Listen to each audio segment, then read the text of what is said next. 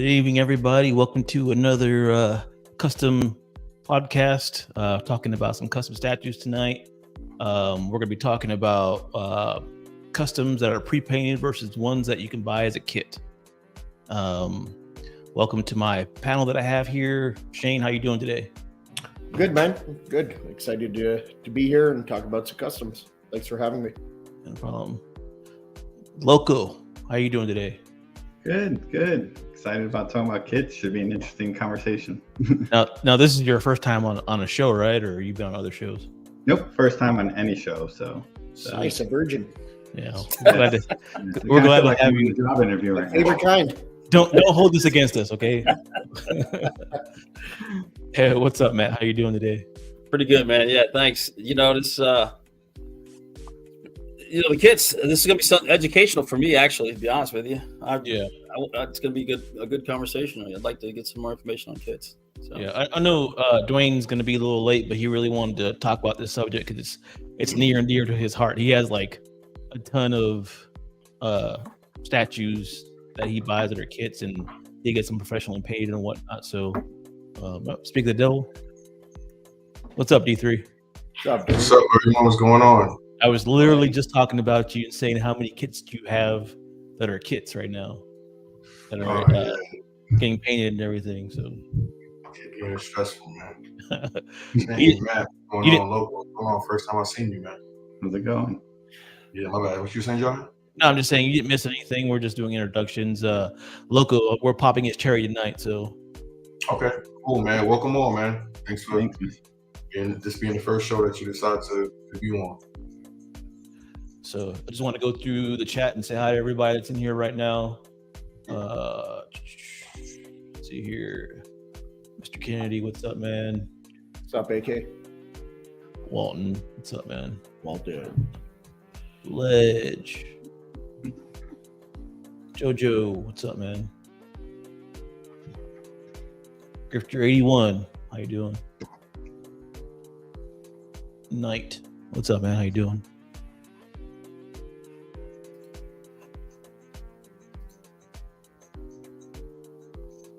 And then, of course, Mr. Figure Kong, Pop. What's going on, fellas?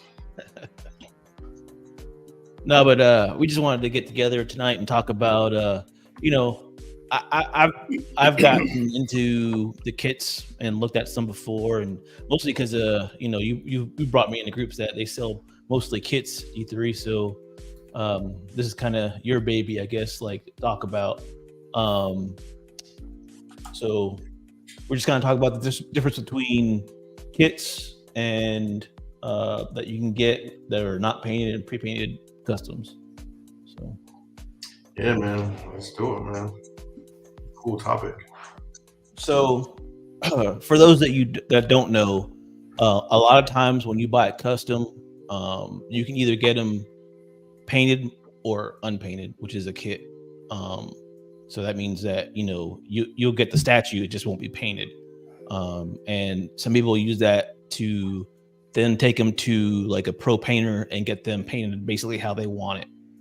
Maybe they didn't see what they liked in the custom group and how they were painting it or whatever painters they were using. So then they, get them and they paint them themselves, basically. What is your experience with that, D3? I know you have a lot of it. Yeah, mainly for me, it just mainly started when it was pieces that I liked that were only available as a kit. So it's like you had no choice. And that's pretty much the majority of my kits. Yeah, I think that might be all of them.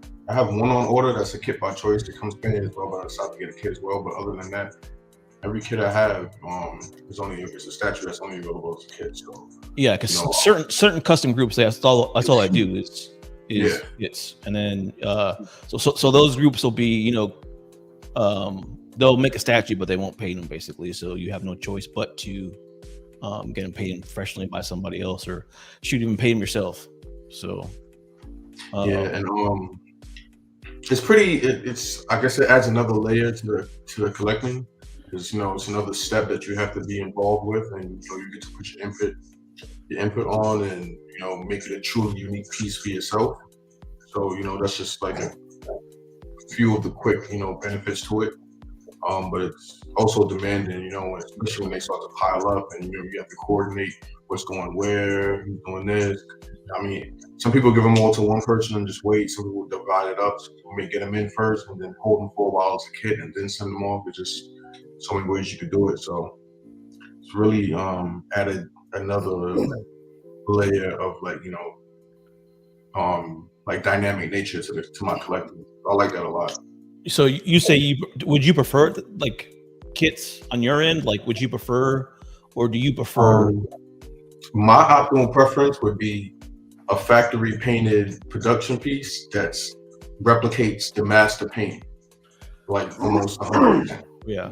That way, there would be no need, because the biggest benefit of a kit, in my opinion, is that you have a master painter who's going to paint, or assuming somebody who's really good at painting, add in those different layers of paint that they don't do in the factory, they'll get in those, deeper and richer shadows or highlights and things like that. So, it's really great for that. Like, when you see that you have something painted exactly how you wanted to paint it, there's no feeling like that. But, like I said, it's just also like when they pile up, it just becomes another stressful factor to collecting as well. So, just like everything else, it could have its good and its bad. D3, your kits, are they a rough kit or are they all perfectly sanded and fit together well? So that's a good point, because a kit is also, it's unpainted, but a lot of times there might be things in the design, or like maybe like the fitting of the statue that aren't right, or they might have more unglued pieces to help the painter, paint the kit so that it's in smaller pieces. So it also has to be assembled somewhat. Like, in certain factories do the assembling all the way just before painting, and other factories may leave stuff out like magnets, or the pieces just won't be really clean, or they'll have some print lines. They'll require some extra maintenance before the painter can even start painting, which then of course increases the time they spend and then the money you have to spend on it. So I'm really into what factory is making the kits. Generally, if a studio is making kits only, they're using one of the highest level factories, just because like it's pretty cheap. The most expensive kits are from that one group, and they charge 1.5. But other than that, you can generally get kits from like maybe on the low end, 750, 800 to maybe 900, maybe 1,000 sometimes, depending on the size of the statue. So I know some of the more premium factories, you don't have to do like the magnets like that. It comes already. So it just depends on where they do the production at, basically. Jojo was asking. So now, do you send it when you get the rough kit? You have to add the magnets or get it sanded. Is the painter the person who does it, or is there another person that's more skilled with putting kits together that does it? I know some people just do paint, and some people can put them together. I've had my painter do it on several ones, but it depends their level of what they're comfortable doing. And it also depends how much work they have to do into it. But just so people are aware, you do get the kits cheaper, but then you got to pay that extra price. And if you want a statue custom painted, it could cost you a lot, depending who you go to. Absolutely. And it could take a long time. Some of those custom painters take 6 months or more to get into. 6 months is actually probably a short time. Exactly. So if you go for any of the more known people, I mean, the big ones. Sure. Then there's cases where people just disappear. Well, there's that too, right? Oh man, I've seen all three, man. I mean, I think there's positive and negatives, right? You have your all kit groups that that they only specifically sell you that, but the groups that will paint, it doesn't seem that much of a difference in pricing when it comes to the price. Painted. So they'll knock off like what, $50 to $100, $100 maybe, and it's like your pro painter is going to cost you anywhere from like 7, 8 and up. You're basically doubling the cost, and with the shipping too, back and forth, depending on what a painter is, it can get up there. Yeah, that was my next question. Do you have the statue shipped straight to the painter, or do you have it shipped to you? Do you have to go to yourself first? You check it out, then you send it off. I mean, you can do it. You can do it both ways. Like the painter that I have here, I mean, I can drop him off to him, but he even told me, he was like, just ship it directly to me. So that way, I think Walton was saying in the chat that he ships it directly to the painter, so that way he doesn't pay shipping twice. You know what I'm saying? So have them ship it directly to whoever you're going to paint it to, would be preferable, obviously, so you don't have to keep paying shipping fees and whatnot. So, hey, what's up, FPJ? What's going on, man? Hey, what's up, What's up, T3? Go ahead, Matt, Loco, Shane. Long time no see. Now you're following me. I am, man. Look, man, as long as you got that red sun and red lights, I feel safe. So Loco and Shane, you guys have experience with custom kits and stuff? Yes. Okay. So a lot of my stuff, my own kits, I have printed out using a resin printer. I haven't really purchased any because the stuff that I print is more just non-Marvel stuff that it's hard to get done. So I got them commissioned and end up printing them, either painting it myself or sending it to a painter to be done. Okay. But it's the same process between adding the magnets, adding the filler, adding the weights, prepping it, priming it, all that stuff. It's a very similar process. So you're one of those guys that prints up their stuff, huh? So yeah, I've gone another level. I mean, I guess that's a whole different subject, but how do you like that comparatively? Like, do you? So I only do it because I'm a Dungeons and Dragons fan. And there's no statues out there for them. So I went into the whole route of getting them commissioned and then getting them done myself, simply because there was none out there. As far as like Marvel and DC, I'll go customs route or Sideshow and those license. Yeah. Mainly because it's available and it's already there. So I'll pick through them which ones I like and go from that point. Okay. Yeah, because right now it seems like there's a ton of files and stuff like that you can print.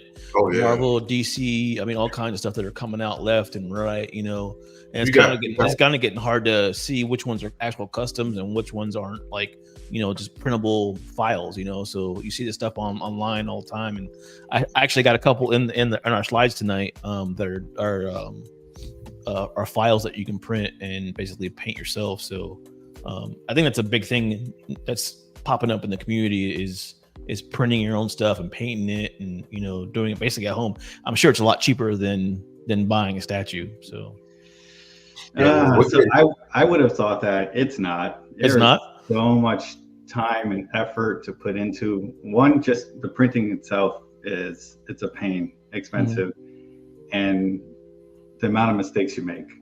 And then going into the whole painting route, I mean, that in itself is its own beautiful art that I think until I got into it, you don't realize how much work gets put into it.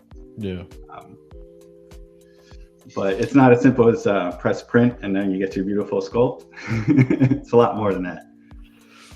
Yeah, so it's really involved. I know Wicked and Berserk got the game on lock pretty much with the 3D files, and then there's a lot of individual people who print files for a fee and print them up, have them painted for you. So there's a lot of different ways to go get those files printed nowadays. Yeah, and even some of the your own print files, when you go to people to get them done, they'll cost almost as much as a custom group kit too. Interesting enough, because I guess because they're one-offs, but they can get up there too, depending on who you use. I think there's benefits to doing it like your kits, like buying your kit straight up, and buying it pre-painted, because it's like you just do whatever is best for you, I guess. But like if you want the statue painted a certain way, I guess some people are really, really diehard about their characters and they have to have them painted, specifically from the comic books and all that stuff. So, I think it's definitely a benefit for those people, because I see them all the time. Even when the commissioner's offering painted kits, there's always people that are going to buy kits, I guess because they just want to be their stuff to be a little bit different than everybody else's, so. Well, I think especially the skin texture, when a lot of people do their own, send them to the painters, I think the paint app on the skin, it's usually top notch versus the factories do very flat look to them. And I think there's definitely more depth in when you send it to a pro painter compared to what you get from a factory. Not knocking the factory, because a lot of them do good work, but they just, same thing like the prototype. The prototype looks top notch. They can only match it so far because they're doing 20, 30 at a time. But it's a big difference, I think. You just got to love that character more and want to specialize it. Yeah.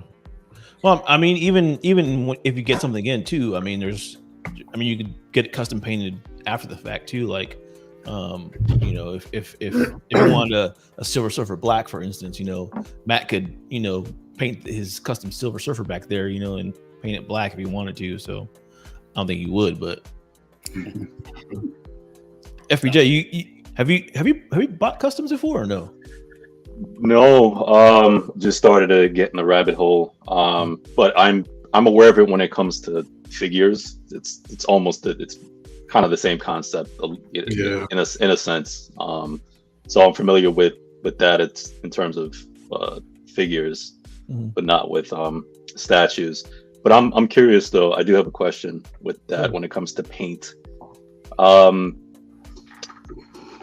Because I know not all painters are created equal, because I've seen a couple of big names and what have you, but I know you can't always get to the big names. So how does one like me go about finding like a legit painter? Like if I want to get a piece done, I know I can find somebody to print it, what have you, but if I want to get it painted, like, because I would want to paint it, I want to have to like do double. Just send it to a random painter and just like, oh yeah, this person could do paint, but it's not a decent paint job. So how would I navigate those waters?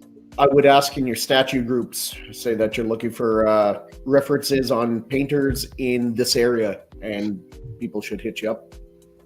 Okay. I know that makes or break a statue, man. I just happen to randomly, be in the groups. I think we're all, peruse through the groups, right? And there was a guy doing a YouTube video, and he was local to me. And come to find out, there's a lot of people that use him anyways. So, and he does really good work. So it just kind of worked out for me because that's good. The guy's local to me. I've brought several things for him to even fix for me. Like he does a really good job preparing stuff. I got lucky. Yeah, that's Matt. Perusing. Matt. I use Matt too. He's right up there in Texas with Jawhead. Yeah, he does great work. Some of the things you got to realize too is, the better you are, it seems like you're going to be waiting obviously a longer time, because that's going to be my next question. I was like, what's the wait? So like, for instance, Matt, he'll tell you that he's probably backed up 3 months. Jeez. So once you turn something into him, it's minimum probably 3 months with it, unless you're doing something like a repair or something small, he can get it back to you faster maybe. But if he's doing a full kit for you, it's probably going to be at least 3 months before he even can get to it, basically. So just plan for that when you buy your statue and you get it in or you get it shipped to him. Just think ahead of time. It's gonna be probably another 3 months. You're not gonna get it right away. So what's the longest you guys had to wait? So I think to get it. First thing I think the most important thing is ask for references and ask them behind the scenes. I think from my own experience, a lot of people just are nice, and even when a painter sucks or isn't very good, they'll just hype it up because it's their statue, and then you find out you hire the person and then you have your own drama with them. So I think that's one of the first things you should definitely do, is just reach out to a couple of people who've used them and ask them what their real experience is. And a lot of these guys have Facebook groups or pages that you can look at their work too. So that's what I suggest to do too. Like before I get anything or buy anything, I always research it. That's just how I am. My wife makes fun of me all the time because literally if I'm anything, I research it before I buy it to find out the best thing or whatever. I don't buy stuff that I I don't think is top tier. That's just the way I am. That's that person I am. So I do research before I do anything. So I would suggest do that same thing. Find up somebody's page that you're interested in doing. 9 times out of 10, they probably have one, or YouTube's. Like Matt, he's got a YouTube channel, and you can see how he paints and the process that he goes and does basically to paint those kits or whatever, or repaint a statue. So do research like Local was saying. So yeah, I have another quick. I know your question was time frame. It's literally, I have some kits that it's been over a year and I still haven't heard anything from them.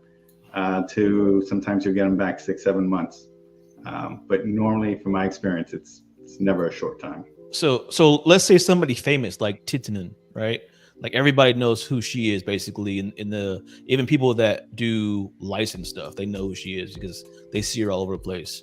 I mean, it's going to be months before you even see your statue again. Because think about it too, like a lot of the custom groups have their prototypes painted by her too.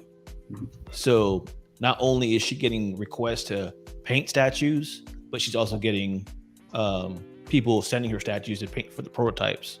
So it's going to be a long process. I mean, can we even get to her? Because I thought about it a couple of times. I'm like, who are you?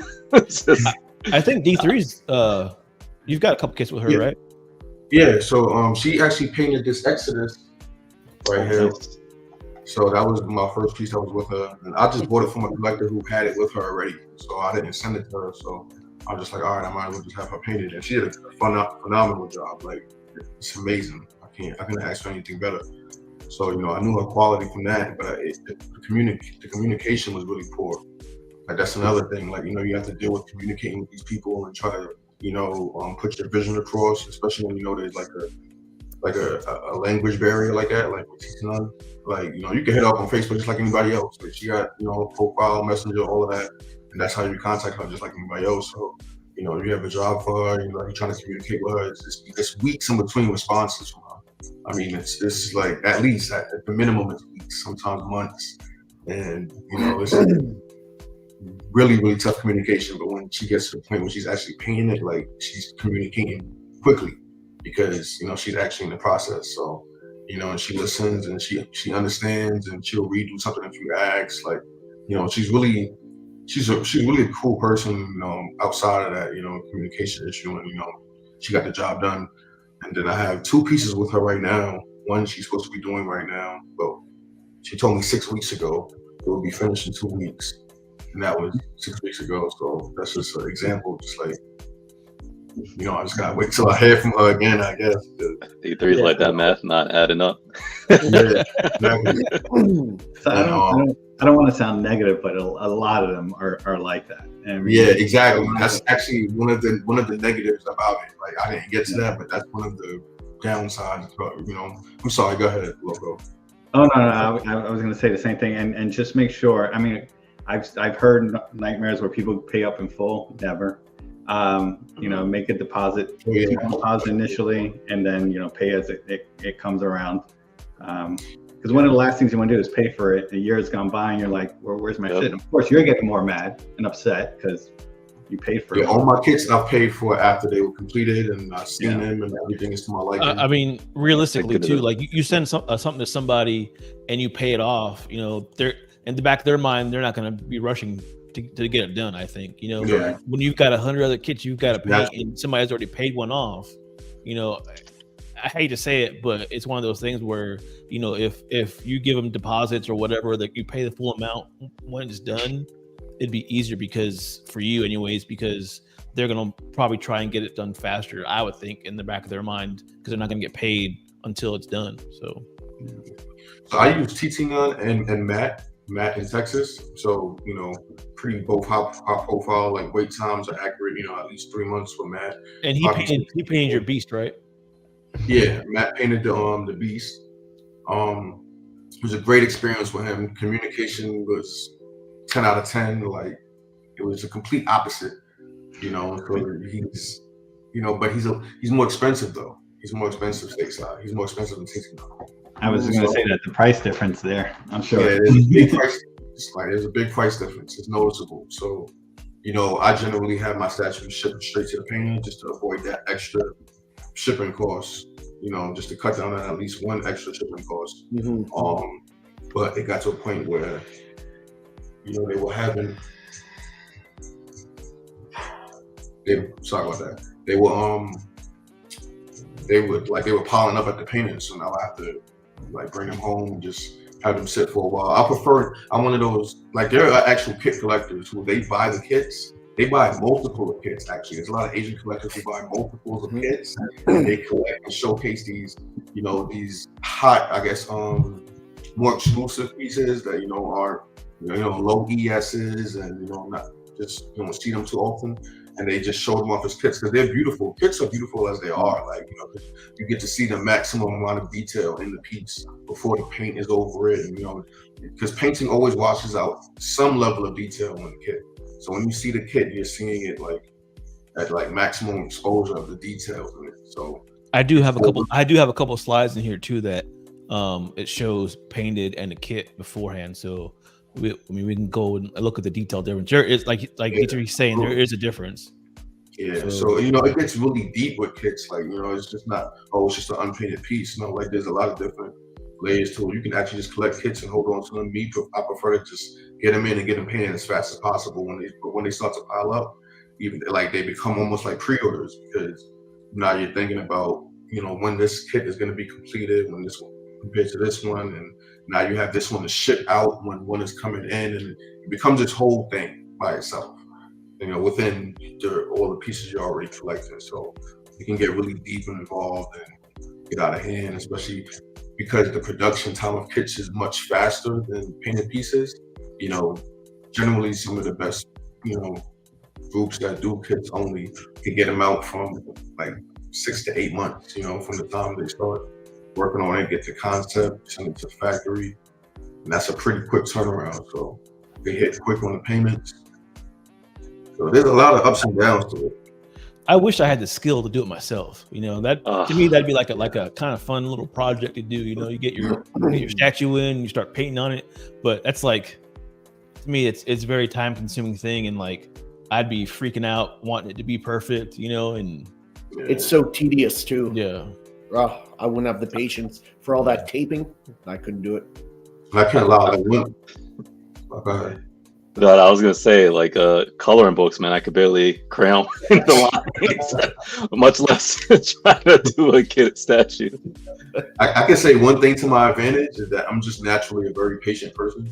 So even with just waiting for statues in general and however long it takes, and I'm just naturally pretty patient. So that just goes in my favor. That's the only reason I could wait as long as I wait sometimes, and have to deal with not hearing back, and it's tough sometimes. So D3, would you choose a longer wait for a painter who will do phenomenal work, or would you pay more to get it done quicker, even though that it's not going to be as great as the person that you? I was just thinking as far as Titanium and the other person you said did the beast. Not saying that one is better than the other, but it was a thing where it's I know Titanium will do better work, but I have to deal with that. And I know that I can go with this other person. They'll do a good job, but it'll be more money. But I'm hey, I'm okay with that just to get it in quicker and pay more.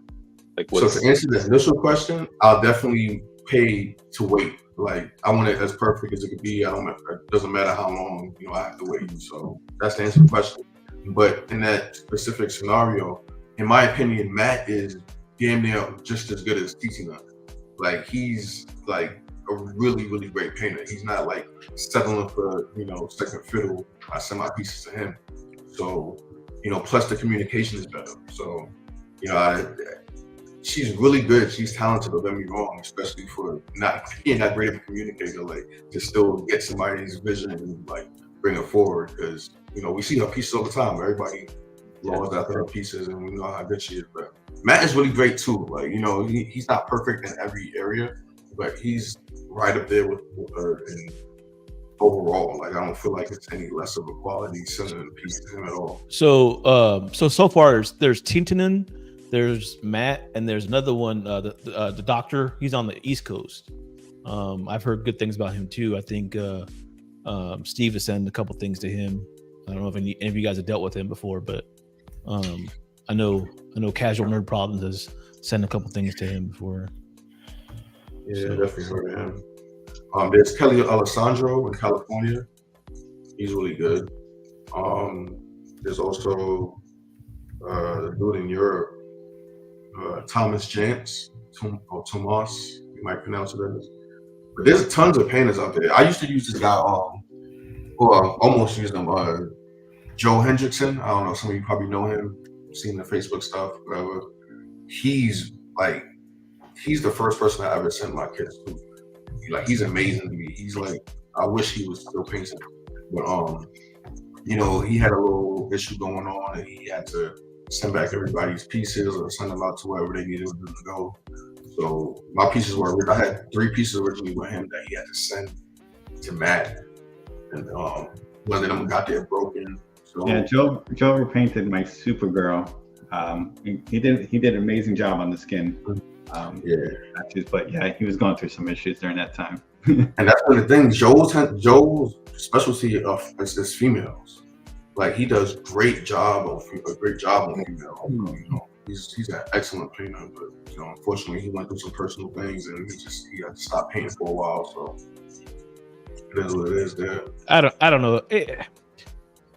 I think some painted statues I've seen, like custom ones that are pro painted, man, they just bring the statue to a whole nother level. So if you're willing to wait, and send your that statue to get it pro painted, I don't think necessarily going to be sorry that you did it. It's just you got to be patient, and you got to be patient. It's definitely worth it. Like, if you look at D3's Beast back there and his Exodus, I mean, they're both painted really, really well. So it just depends on what you want to do. If you want to wait and have your paint look immaculate and look really, really good, then you probably should go that route. But some custom groups out there, their actual paint jobs are really good. They're coming better and better these days, it seems like. Absolutely. There's a lot of groups out there that when you get in hand, it rivals licensed companies easy. So I think you also have to love which one you're going with, because you're almost paying double the price of what the statue is. So if you're just looking to resell it afterwards, especially in this market, you're probably not going to make your money back. So it's definitely something that you want to keep and love, I think. Yeah, it's something like you don't want to just have one foot in, one foot out. Like, you want to be sure that, okay, I'm going through this process, and So I think there's tiers to the custom game. It's like the kit thing is a whole different level to custom. It is. Like, it is. Especially when they start to pile up, but that's when it's like, oh shit! Like, you got the kits, you got the STL files. There's different levels of customs. So yeah. There's a lot out there. I mean, especially now with the STL files. That's a whole other thing. I wish I had the skill, like I was saying earlier, to paint them suckers, because I would have a printer up in here, and because I've seen some of the ones like that Apocalypse that just released not too long ago. I mean, that looks great. Yeah. So those kits have come a long ways from when they started. Did y'all ever see that Doom on Throne, that LL Doom on Throne, that CT9 painted? Yeah. And it's green and purple. The purple. Amazing. Yeah, that was amazing, man.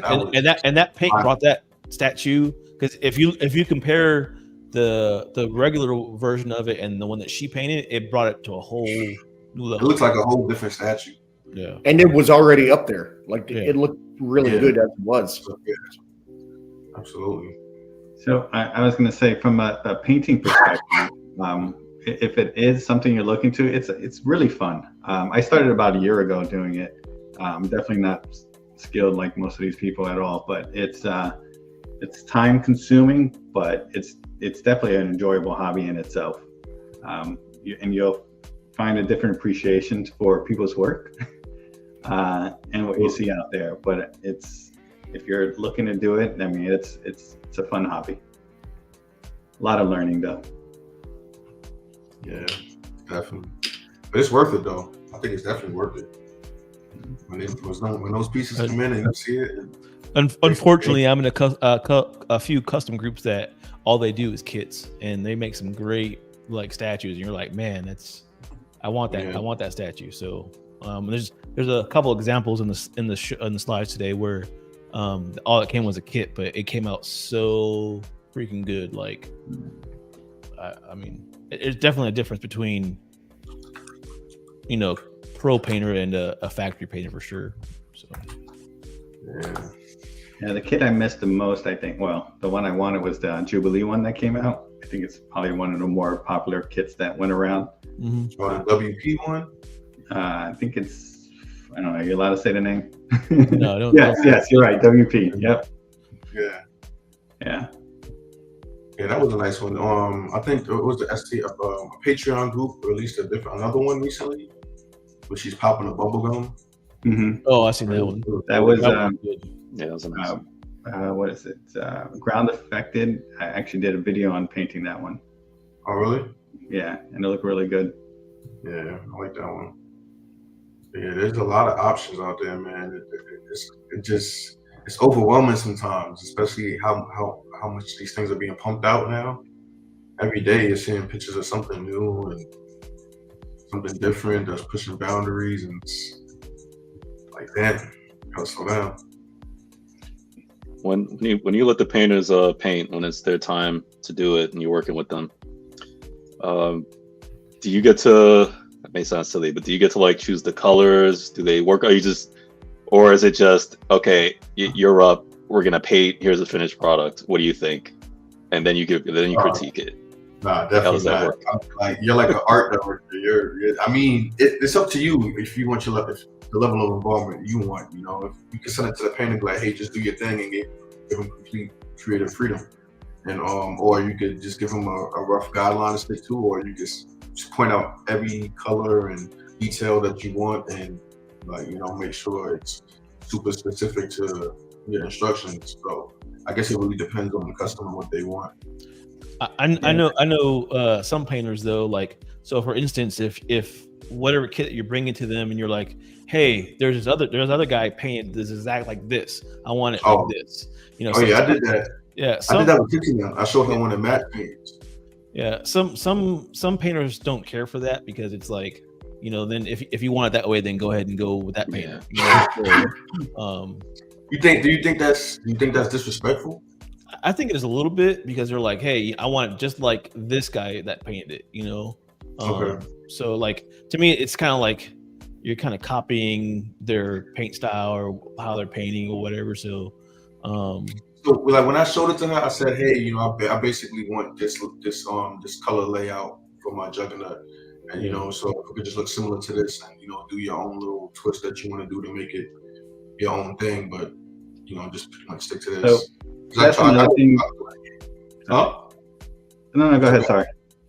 Oh, I didn't want to be like, oh yeah, paint it just like Matt painted it. Like, I wasn't like that. Like, I tried to be courteous about it, because the one I saw was the best image of it I could think of. Like, I didn't even have a thought of how I wanted it until I saw that. So, and then another thing is the communication barrier. Once again, like, it's like, you kind of almost have to speak with pictures. So yeah, I was going to say, the other thing you should do is when you do talk to a painter is ask those details up front, because I worked with about 6 different painters. They literally all different on the way they do it. And one asked if you can do revisions, which sounds silly, but it's true. Some of them only let you do 1 or 2 things and get upset. Some of them let you change it galore, right? And then ask them what their painting style is. A lot of times, if you see what they have, ask them if you can do alterations. Some of them just want to paint however they want, and that's it. And they don't, obviously it's weird. You don't ask those questions initially. You think automatically, yeah, just paint it how I want it. And at the same time, a lot of times when you paint it to what you think you'll like, you'll see it and you're like, man, it looks like shit. And it's not their fault. It's your fault because you gave them the color scheme. Yeah, exactly. It's best to have like a nice balance between, deferring to them as the artist, especially if you're not an artist yourself, and, taking their professional opinion on things, but also giving your input and, letting it still be your vision. So, I try to like have that balance with it and just not be overbearing and hard to deal with. I don't want to be a tough customer. Let's just get this job done and it's the next one. So Walton actually had a pretty good idea. He says because of the language barrier, I paid someone to create a custom render and went through 10 different variations and then sent that to teaching them. That's a lot to do, but I mean, I can understand. Me and him were talking about that today, earlier, actually today, and it was very interesting. I was very intrigued by that, and no offense, Walton, but that sounds like something you would do. So. Yeah, exactly. But he showed me the render and it looked great, and it made sense because I know how communicating with teaching them is. So it was like, wow, that's perfect. And but then I wasn't so on board when I heard, how much he paid the dude to do it. He's paying all the extra money to do it, but yeah. And in his defense, like, it wasn't like it was charged to him. He just, he did it. Somebody does some work for you and spends time on something for you. Something else you could do too is find a picture of the character online of how you exactly like the character, and just send that. Instead of paying somebody to make a illustration for you and do it 10 different times, you could just say, hey, I kind of want the character to look like this. This is how I remember him looking, and this is the suit and what it looked like when I, whatever. So I'm sure there's some illustrations out there, or something out there that shows exactly how you want it. So yeah, I mean, I kind of understand just because of the communication thing, to be honest. Especially since the piece is like it's a unique piece, so he's one of those customers who's trying to get every detail the way he wants it. So it's hard to find an already existent picture that looks with the same exact color scheme, and especially when you hate everything as much as Walton does. Exactly. Hey, but to his credit, he's getting it the way he wants it done. 100%, man. That's what it's going to take. That's absolutely good for him, and I can't wait to see it. See, and I'm the type of person. I'm not super picky, and I understand like there's certain people out there that, because they're paying thousands of dollars, on a statue or whatever, they want to have it exactly how they want it, and you see it in the groups all the time. I want it looking like this, and there's you can get it custom paid like that if that's what you want to do.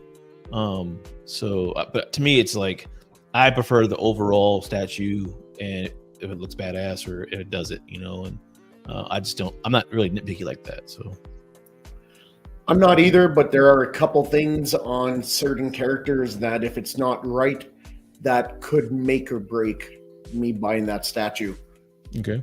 Like what? Like what is like a that's a great question. Colossus' left hand. That would drive me on that sideshow fastball special. There you go. There's one right there. Yeah, that would drive me nuts. I look at that hand to the side all day long, and it would drive me nuts. Sculpt though, right? That's not paint. Yeah, but if there's something to do with paint. Speaking of Colossus, for me personally, the colors on Sideshow Colossus premium format, I actually still bought the piece. I just never unboxed it, and I ended up selling it. And it was really because of that burgundy color on his uniform. I would definitely prefer the bright red that was in the comics, and the more popping colors. Like how he's saying, I don't like characters that are chrome. Like if I have a Silver Surfer, to me, he shouldn't be chrome. He should be silver. Like that. Well, I don't think Colossus should be chrome either. I think he should be silver. Like you lose detail in painting something chrome. The bone was good though. Yeah, but that's just what I prefer. If I saw a statue that I loved that was chrome, I'd probably paint it silver. So, but that's just my pick. I don't like chrome. I just don't like you can't touch it when it's chrome. Like, don't put a fingerprint. I know. Yeah, I'm not a fan of chrome either, to be honest. I don't if like how anyone's had a chrome statue, you notice it collects dust faster than your other statues. No, I didn't even know that. Yeah, I found that anyway. because it's not as shiny, right? So you notice something's covering that up pretty quick. Have you guys ever thought about getting one of your statues that you have that are already painted, custom painted by a professional? Yeah. Like repainted? Yeah. Is there one statue in your collection that if you got the chance to do it, you would do it? I would. It's not up to par, but you love the statue. That was actually my plan for Sideshow Colossus. Like I was going to ship it out to a painter and have it repainted. But then I just ended up selling it. And then also I was going to do that for Sideshow Sabretooth. I was going to have that repainted, only because of a paint job I saw somebody did to it that influenced me so much that I wanted to get mine painted all of a sudden. But I actually ended up selling that one too. So, after those two sold, I didn't have any other statues that I had in my collection that I wanted to get repainted. I've had an add-on change to the Jean Grey one, which just adding the goat to the side and then doing the light effect from the eyeballs and that one. And I think it took it to a different level. And then, like I said, the Supergirl, one of the custom ones I had changed, and she's mainly skin. She's up there. I should just grab her. But I had her repainted, and it's because the original color from the custom, and this is an old statue, was very flat. And then when I saw Joel's doing those skin tones, I was like, man, that would look amazing. And so I went that route. And it definitely made it not flat and just gave it more life. What about you, Matt? I know you're dying to say something. So. No. Well, one of my favorite pieces is Sideshow's Conan Fury of the Beast, and I have both the exclusive and the regular one. I was, just because I love the statue so much, I was going to pick up a third one and have it painted like a silverback gorilla with some silver on it and kind of grayish, a little different from the black and white one that Sideshow put out. Okay. What piece is that, Matt, you're talking about? Conan Fury of the Beast. Oh, yeah. That'd be cool. Yeah. What about you, FPJ? I know you haven't really bought customs yet, but is there a statue in your collection that you would get repainted if you could? No. You happy with all the paint? It's. I would say now, like I have seen some older pieces that I'm starting to get familiar with. That I'm like, if I get that, like I'd probably get it repainted. Like that I see, like some older Sideshow pieces and stuff like that. Because I'm like, there's some good gems out there, and I'm like, man, just get that repainted. I've seen that old school Spider-Man one with the explosion. I saw that one getting repainted, and it turned out so much better than. Yeah, I got mine repainted. Yeah, the explosion, it just brings it to a different level. That old school Hulk, I've seen people repaint that one, and it turns out really good. As long as the detail there and the sculpt is there, I mean, you can add paint, make it better. There are some pieces that are like notoriously known for people repainting them just because like the paint job is so bad on them. Like I could think of that Sideshow Dark Side, like with the Cheeto hand. Yeah, the Cheeto hand. I feel like everybody tries to make some paint alteration on him, whether it's his hand or his uniform or his eyes. It's like this paint on that was just not done the correct way. I wonder if the license companies offered these statues as kits, if people would buy them. That's interesting. Because imagine, seeing the kit and having a vision for that painted instead of getting it in, it's wrong. I don't think the licensing company would allow that though, because they're so particular, a lot of them, on the colors and approving it.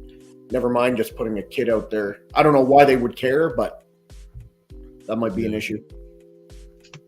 You also have conversions, like Vince Vell. I don't know if you've seen his work. That he I've seen some of his a lot of his stuff too to look like completely different statues, which is amazing in itself. I will say there was a statue recently that I saw. It was like a combination of two statues. It was that Rogue, where like she was standing, like an old school Rogue. Oh, they yeah. Put the newer head on her. They adapted it, and it looks really good. I've seen that. Have y'all cared enough to get the bases painted as well? Because I've seen some statues that look great. The bases suck because They be half, half stepping with that, and I'm just like, man, like the Rock, like is always like a oh my point of gosh. contention with me is like people don't know how to paint rock for some reason. Yeah, I'm like, yeah, like how hard? Like I'll see some good statues, and it'll do unbox. I'm like, dang, that base sucks. I'm just like, I'll totally get that repainted, man. It's just... Yeah. Whatever needs to be repainted, I'm gonna repaint. It's like I'm just not gonna go halfway. Like once I'm getting something painted, I'm gonna, get it done as good as possible. Like that's my only resort. But I'm gonna make sure it's painted as like the best it could possibly be painted. So. I agree with Shane on this. Only on this. Some other things.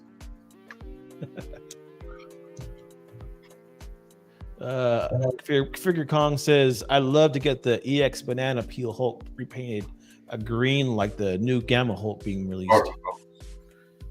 So, I know some people like their Hulk's a certain color green, like a shade. So, I mean, if anybody's interested too, like in the chat or watching, if you're trying to get some information about painters or anything like that, you can contact us in the group too, or message me or Dwayne, and we'll point you to the right directions to get your stuff painted. So if you have any questions or whatever, just hit us up. So, and if anybody needs any painters in Canada, I know a few that are really good. Yes, there are picks, Jose. They're coming.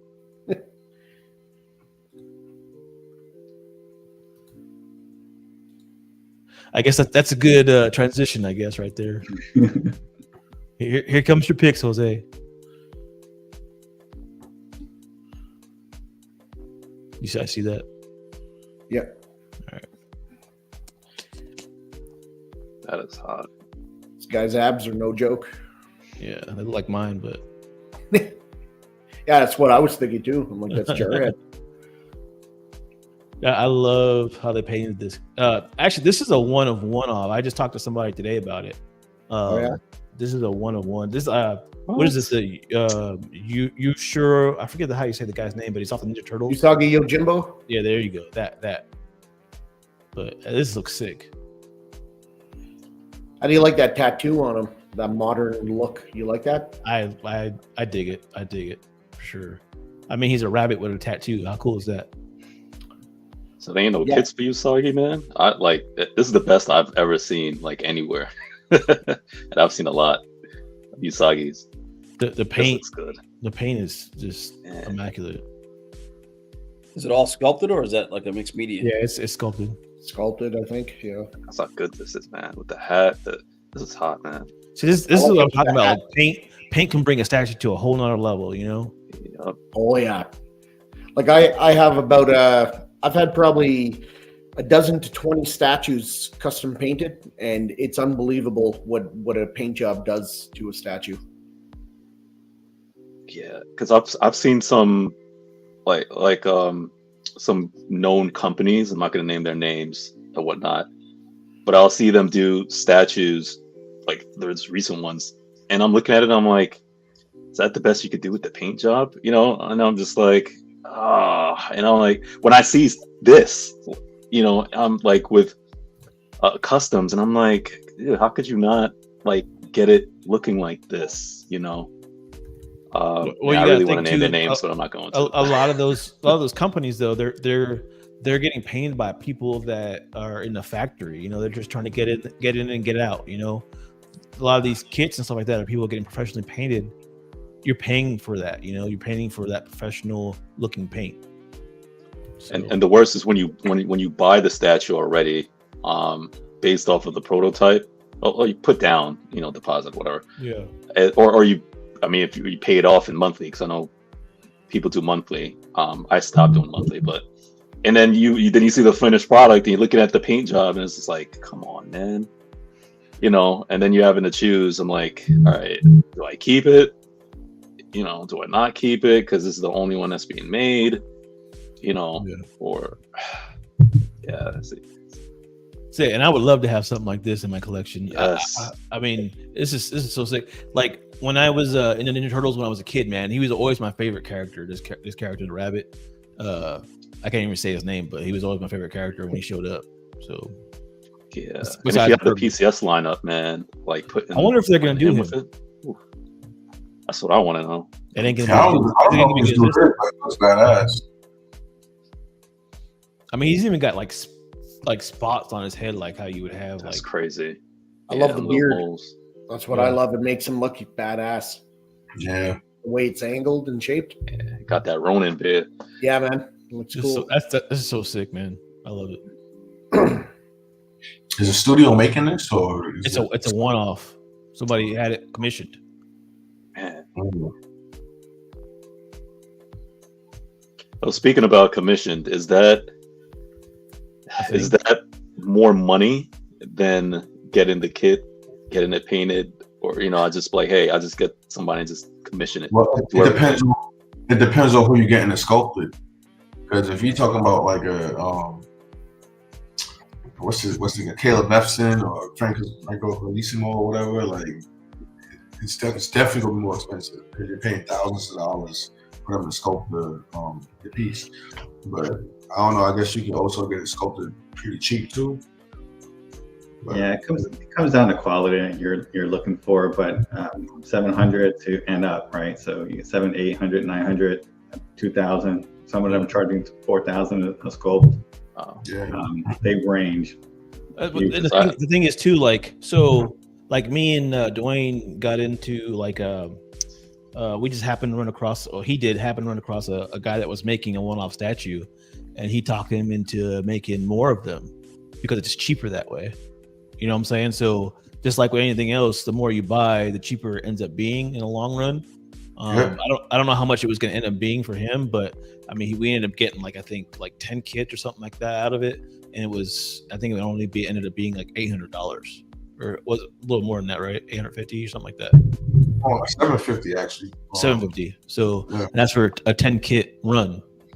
So if you can find somebody that is into that world and that can get access to those kind of people, then I mean, yeah, for sure. I mean, the more people you put he already had the character sculpted. Yeah. So I don't know how much he paid for the sculpt though. So that's another thing. So it's like I don't know. I don't, like he said, they rank 700 thousands. Because it's great when you could like think of the character you want and then work it out with the person to get the sculpt, the body, everything, and then get it painted. Because if this was mine and I worked with the person and do all this stuff and I get this, like this feels so good, like to be better than I just went and bought a piece from Queen Studios or whatever it is, even if it's a character I like, and then get it in. I'm like, because it's like like from the ground up, you had to hand it everything. So I could look at this with some sort of like pride and like, yo, I created this. Yeah, like so, like one, like if you had like an idea for a character and you really wanted it made, and like that was your thing, like that'd be awesome. Like you were saying, you start from finish, it's like a and it's like a one-off or like however many you get made. I mean, that to me, that's a little more special, Yeah. Oh, definitely. I think it's keep in mind you're probably going to be like 2,500, 2,000, 2,500 in when you do these single one sculpts easily. Between the sculptor, getting it printed, and then getting it painted, it's easy, $2,000 plus. Yeah, it would benefit you in the long run if you get more people in on it, though. Obviously. So there's a dude on Instagram. I think his name is Ed Pantera. I'm not sure if he's a sculptor himself, but he had the whole Street Fighter line sculpted. I'm guessing he designed it himself and he sculpted it himself. I'm pretty sure he did. Printed them up, and he didn't paint them, but they look amazing. I think it's 12 characters. So it's a really, like, it's probably like as deep in collecting statues as you can get when you're sculpting your own statues, printing them and painting them. Again, that's a whole other level right there. It's like all these different, it's all these different levels, But like, just getting. I'm sorry, go ahead. Yeah. I mean, because I got plenty of characters in my mind, whether it's movie or comic or whatever, and I'm just like, nobody's done them, and I'm about to just give up hope at some point and just like, you know what, screw it, I'm just gonna find somebody to do it, man. FPJ, it's like in 1/6 figures, like kit bashing your own figure and like painting it and Yes. clothes and making like the exact character you want, the exact uniform. It's like that, I guess. Yep. It's not quite the same thing, but I guess it's a similar feeling. So when you're ready to do that, let me know. Like I said, I got into doing my own having sculpting and painting and all that stuff because the characters I wanted weren't around. So I've learned. Where do you sculpt, Loco? Do you sculpt in a? I don't sculpt. I hire them. Oh, yeah. gotcha. No, I wish I sculpted. I tried ZBrush, and it was a nightmare. Oh yeah, that stuff is tough, man. It's crazy. It gives you a new level of appreciation for the sculptors. 2 weeks later, I was like, not me. So people are starting to get this one in hand. This Black Panther. Yeah. Did you have this on order, B3? No, I don't have that one. I have the one that he's standing next to the Panther and he has the fist up. But this one's really dope too. The only thing about this is I think Eric Sosa does this a lot with a lot of his sculpts. Like they have this kind of feminine nature to the stance. Like, yeah, and it's just very awkward to me. He did that with the Gambit, he did that with the Archangel. Like it's just like it's like something in the hips where it's just like I don't know, I can't get with. That's the only thing I don't like about this. But other than that, well, and then you see this statue over this Wolverine statue over here. It's a kit, and look how much detail. Like we were talking about earlier. I actually have that Wolverine being shipped to Matt right now. I don't know, like that wouldn't be bad to have in your collection as just an unpainted kit. That looks really good. They look really good. I like the way unpainted kits look. They look really good. There's a lot to say for just collecting the kits. I feel like that looks better than the Black Panther in my opinion, but I'm biased because I actually have I ordered the statue, but still, just aesthetically, I like the amount of detail I get to see in the Wolverine. So something I noticed with this Black Panther, it's not sitting all the way in the base. You see that? Oh yeah, I didn't notice that. Hopefully he gets that fixed. Yeah. But this Black Panther looks good though. I think it looks really, really good. It came out good. Big Shane. The only thing I don't like about it is the gold. Like I prefer like that silver look because it's vibranium. Oh, yeah. I think this is a specific artist interpretation. I forgot which artist this was that drew him like this with the gold, but it's based off of that comic run. Sure. What you think about it, Shane? I think it looks good. I don't think it looks amazing. It's not my type of statue. I agree with you. The pose is kind of awkward. The way he's like tilted over and his hips are thrust to the side. Yeah. And the over musculature is not my style either. Yeah. Like I don't think it's bad. It's just not my style. That's all. Yeah.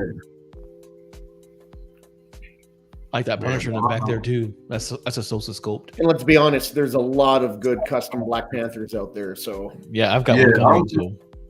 I don't think there's any bad ones, to be honest. There's no shortage. So if you're gonna make one, make it good. Yeah. You see this? There's a render that was going around with like a Logan statue. I thought this was pretty good. Yeah. For some reason, a Logan statue doesn't appeal to me. I just like him as Wolverine. I'm not a fan of the whole Logan persona. He got a Hugh Jackman look to him a little bit. Yeah, he does. It's good though. Sorry, I had to put this in here. If you know, you know. Yeah. I've been watching this show. And I was like, oh no, they didn't. I didn't get a chance to watch yesterday's episode. I'm gonna watch it after the show here. Yeah, no spoilers, but it was basically 2 episodes in one. So okay. Yeah, that is true. See, I'm watching with the family, and you know how that goes. Like you can't watch it unless we're all together. So hopefully I get to catch up this weekend with the The whole kids. series is amazing. I think they did an excellent job on it. Yeah, they're following a lot of the stories that were in the comic book, so they didn't do that too much originally, but now it seems like they're doing that a lot in the from the comics.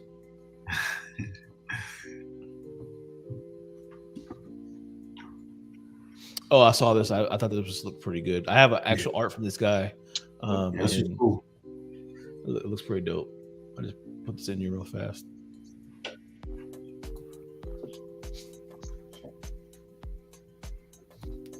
What do you guys think about this Spider-Man right here?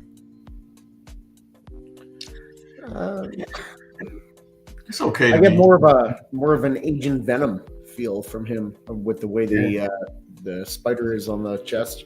It's a lot of raised stuff, like the spider's raised, and like his veins are look kind of weird. Yeah, again, it's not my style. And there's a lot of good black symbiote Spider-Mans out there, so I don't think it's bad. Right there. You think it's bad, right? Yeah, there you go. I'll lean more towards that too. Didn't they do one with the red suit? I literally just saw one today, the same one, Oh yeah, but with the red Ocean suit. down. Yeah. Yep, on the eagle or whatever. That looked good. That looked good though. This kind of just looks kind of awkward the way he's doing that. I don't know. It doesn't look fluid like Spider-Man would look. I don't know. It looks weird. It looks more like Spawn. What's in his hand? I generally like my the bases like that, like those eagle building bases or what have you, to like be like stone or like brick, kind of like, instead of that color. Metal. Smiling. Yeah, I don't prefer Yeah, that. that makes sense. Yeah, it's like I want to see like it's a building, kind of like, or something. So Museum. something that Yeah. struck me was the shiny paint on the white of the costume. It looks very, very shiny. I don't dig that. I wish it was flat. He's holding Black Panther's necklace, man. That's probably more of like Craven thing, but yeah, we'll go with that. Yeah, we could definitely pick this thing apart, man. Like, you know, I hope the artist isn't watching, man. You know. So this is from Stranger Things. I thought this was pretty cool. Yeah, this makes it look good. Oh, it's effect of bust. Yeah, it's Nice. a bust. A really good paint job. That's crazy. I love this show. Like, I started watching it with my wife, and we love this show. So this character's cool. It's Freddy Krueger, right? The guy that's playing this guy. I've never seen this. I didn't know the guy deep in The show's good, man. The show's really good. Yeah, Is this do we know if this is a 1-to-1 or half I think bust? it's a one. or- I think it's a 1-to-1. You know, Franco made a statue with from Connecticut, or I think that was what it's from, of this character too. It looked pretty good.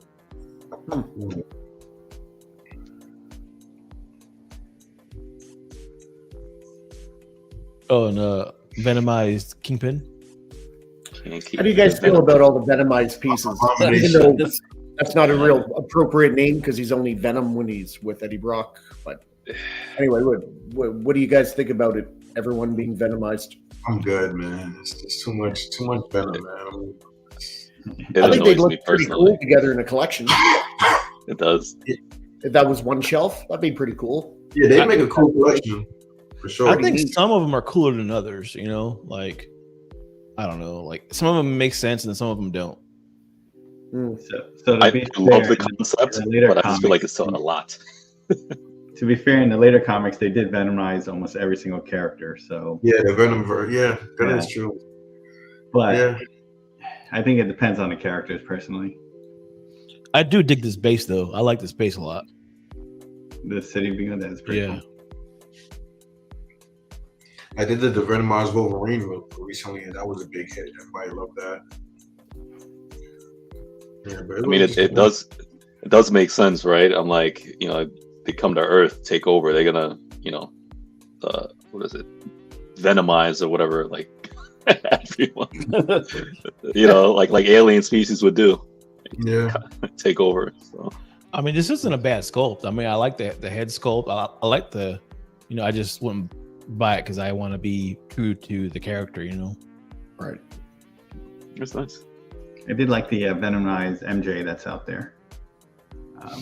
That one's pretty cool. Yeah, that one's cool. There seems to be a lot of Venomized Hulks a lot too. I think XM's got one coming out, and there's been like 3 or 4 different ones that custom groups have made. My favorite one is the Thanos on Throne ones. Oh, the new one? Yeah, I love that. That looks pretty good. Yeah, got no interest in it.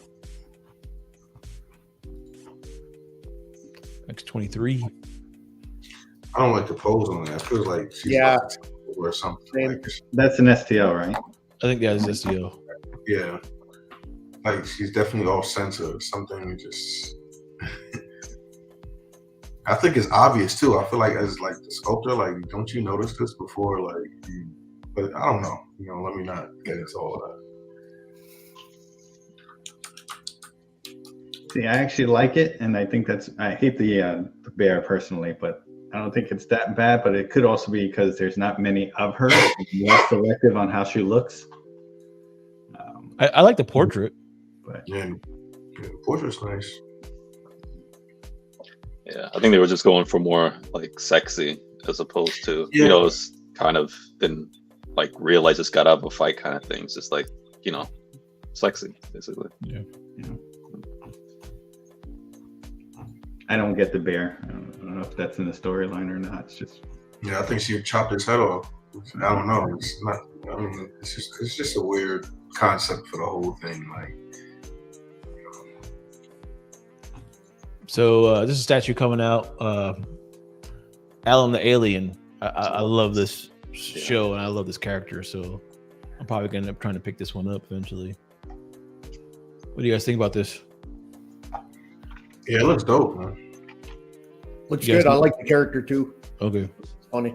that was my next question. If you guys knew the character, Yeah. Yeah, definitely. Teamwork. It's hard not to like him. yeah, this actually portrays a scene in the comic books, I think. So Mm. I like all the colors. Yeah, I love a lot of colors that pop in the collection. It's kind of like those anime pieces. Yeah, Man, that's like a seizure, man. Like seeing all those Crazy. clear resin and colors. Like, they did this really well. Like you could see bone and brain coming out. What company did the I forgot the Invincible statues, the The new- Omni-Man, Invincible, the two.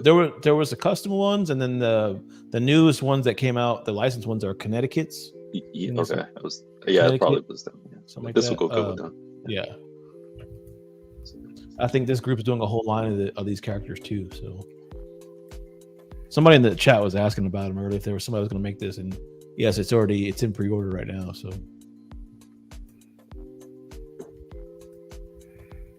I think it came out really well. He's a little buff for me, but I think later on in the comics he becomes like supercharged. So you get see, that's how he is now in the show on Amazon Prime. He's gotten to this point. He's this size now, pretty much. yeah. After I think if he gets defeated or whatever, he comes back. He becomes stronger. Something like Yeah, that. so after he fought the Viltrumites, Yeah. he gained that much more strength and power, I guess. I don't like huh? No, sorry, guys. Sorry. I don't like the blood. Like the blood effects are too convincing to me. Is it the color or just the way they pop out? Yeah, it's not the color. The color, it's definitely just the scope of it. It's just too much for you. I don't know. I can't really put my finger on it, but it's just not. It's very bright and looks, I don't want to say almost kiddish, but it kind of looks like that. It's like too much bright, vibrant colors. Especially in the base already is already It's distracting. Yeah, it's like a hodgepodge of colors going on. All I want to do is stare at the base and not the guy. See, so the sculpt is good, right? So like, if you were to look at something like this, you were like, oh well, now I can paint it how I want. Yeah, Exactly. See, that's how paint changes things. Like the I see raw what you did there. it looks amazing. Like, I just, the colors are just kind of throwing me off. Shoot, this looks so good unpainted already. You Yes. Yeah, I would buy that as a kid, I think. But that's why people just collect kids, because they look really good. That's like people who buy statues, but they prefer if they're bronzed, right? It's a thing. Mm-hmm. I think it's good at companies touching the this IP, man, because Invincible's hot right now, and especially they're doing all these backstories for the animated. They're doing all the backstories for all of the main characters too. They're pumping out Invincible stuff like out there, so people know them. So I know of 2 or 3 different custom groups doing Invincible lines right now. So nice. Yeah, it's a moneymaker right now, I think. Pump them out right now. Try to get them in hands. Yeah, I really to me, like, this is one of my favorite storylines is the Invincible stories. Like, they're really, really good. Like, if anybody gets a chance to read the books or whatever, it's worth reading. And then we got a custom Madam Web, I think it was, that it said on the picture. So whatever. I think that movie, man, ruined. It sucks because I don't know much about this character, and I'm like, if it was done well in the movies, man, it would have. Well, Madam Web is like a character, like, it's supposed to be older, and she's like, she can like tell the future and all these different things, and like, I don't know what this is. She looks like Magneto in X-Men '97. Yeah, exactly. So I don't know exactly where they got the inspiration for this. That's nice right there. Oh, this is the I wanted to show this. So originally when I was looking at the statue, it came in the kit. This is the group that does kits only, and I mean, they've knocked their stuff out of the park. I love this Havoc. It turned out. I actually have this on the way. I got this one coming home. It's going to be at the back of the queue of painting, but this one's on its way home too. But yeah, this is a really dope kit. Yeah, I think this came out really, really good. This is the first one I've seen painted so far. And the renders, his powers, like the effects, are painted fluorescent, like a fluorescent paint. Mm-hmm. So it's like they glow almost. Man, it's really dope. What else is cool about the statue? You got a character who's in a kind of museum, maybe semi-dynamic pose, but he's not doing anything too like aggressive or dynamic. But yet the statue is aggressive and dynamic just because of his power at the same time from the base. It's pretty cool. It's quite the contrast. I feel like he achieves that effect a lot with a lot of his pieces. He does. Yeah. Yeah, that's pretty much his, his MO, his point. Yeah. I know. I look for stuff like that on pieces, so I like it when I see it. This looks really good. Whoever painted this was a really good job.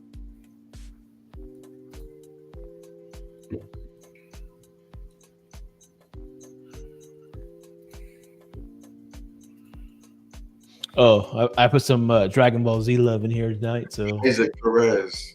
I'm trying to have this guy on the show soon.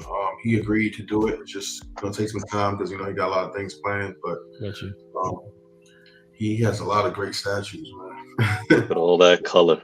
Yeah. there goes your Caesar right there. Yeah, man. He's a big, big anime collector. Look how big this sucker is. Oh my goodness. Wow. I'll tell you, those anime statues are amazing in themselves. I love anime pieces. Yeah. I wish I was in. Like a third of the price of a Prime 1 that size. I actually really like this Frieza statue. It's dope. A lot of the selling point too is the light ups, man. Like once you hit them lights, it just pop. Light up sick. The comic custom world could definitely take a lot of pointers from the anime custom world as far as statues. Like they're doing a lot of things right over there in the anime world when it comes to custom statues. Like even with the way they reveal their lines and just communicate about certain things. So something I just noticed with this statue is the only point of contact is his tail. Really? Yeah. It's crazy. I don't think he's touching with his legs or anything. It's his tail. That's a big tail. Must be a big rod going through there. Yeah. That's a lot of weight. Yeah, this piece is nice. Mm. Like even with the colors, like even though it's not my thing, like I can definitely admire it. But it's not even that bad on this one, to be honest. It's crazy. I like Dragon Ball Z and Dragon Ball, and I don't speak bad about it. Like I got into it because my brother, when I was younger, he'd watch it, so I'd watch it through him, but not really being too invested. What did turn me off with the anime, and what annoyed me, I'll never forget that one saga I watched, and I watched this dude Goku build a spirit bomb for it felt like 12 episodes, and I felt like I was watching it for a month. And I asked my brother, I was like, "At what point is he gonna finish with that spirit bomb and then launch it?" And that irritated, because I like that saga. I like it even to this day. I love that whole saga or whatever. But that used to irritate me watching it live. And after that, because that's how a lot of that stuff is, and that's what turned me off. And it's like, I don't know, it was like a sour taste. And it's like I never got into it, even though I like it, and I'll watch it if somebody else is watching it. But that's what bothered me, man. It takes so long.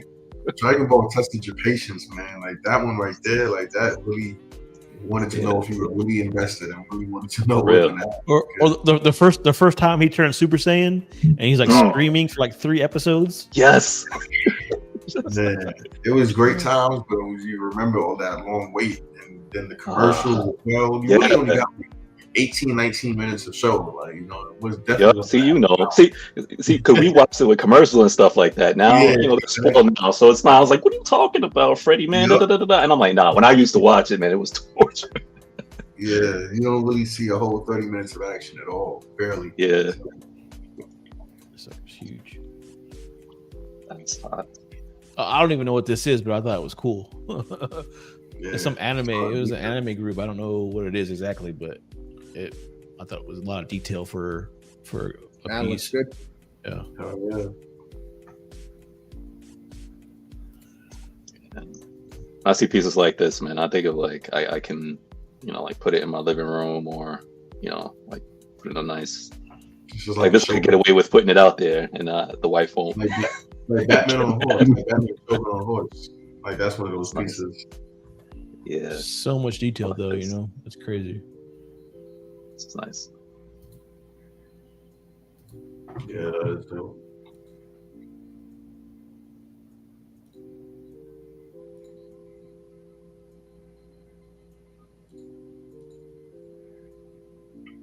It's a big piece. Oh, this I saw this today. Yeah, me too. I think it was cool. This is so good. I like it a lot. A really good reaction out there in Facebook world. There hasn't been too many Mr. Fantastics out there, but I think this is probably the best one. This is definitely the best Mr. Fantastic we've seen so far. Definitely. It's my favorite one.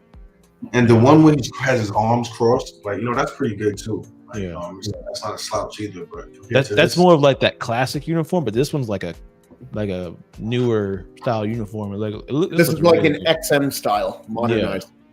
Yeah, and just like even the sculpt on with the concept, it's like great. It flows. It's like it's dynamic, and everything just it's appealing to the eye. Like I feel like it has that wow factor. You know how popular Fantastic Four is, and you hardly ever see any statues of them. Yeah, that's true. And when you do, they only do 1 or 2 of them. They're A done. lot of people never complete it. Yeah.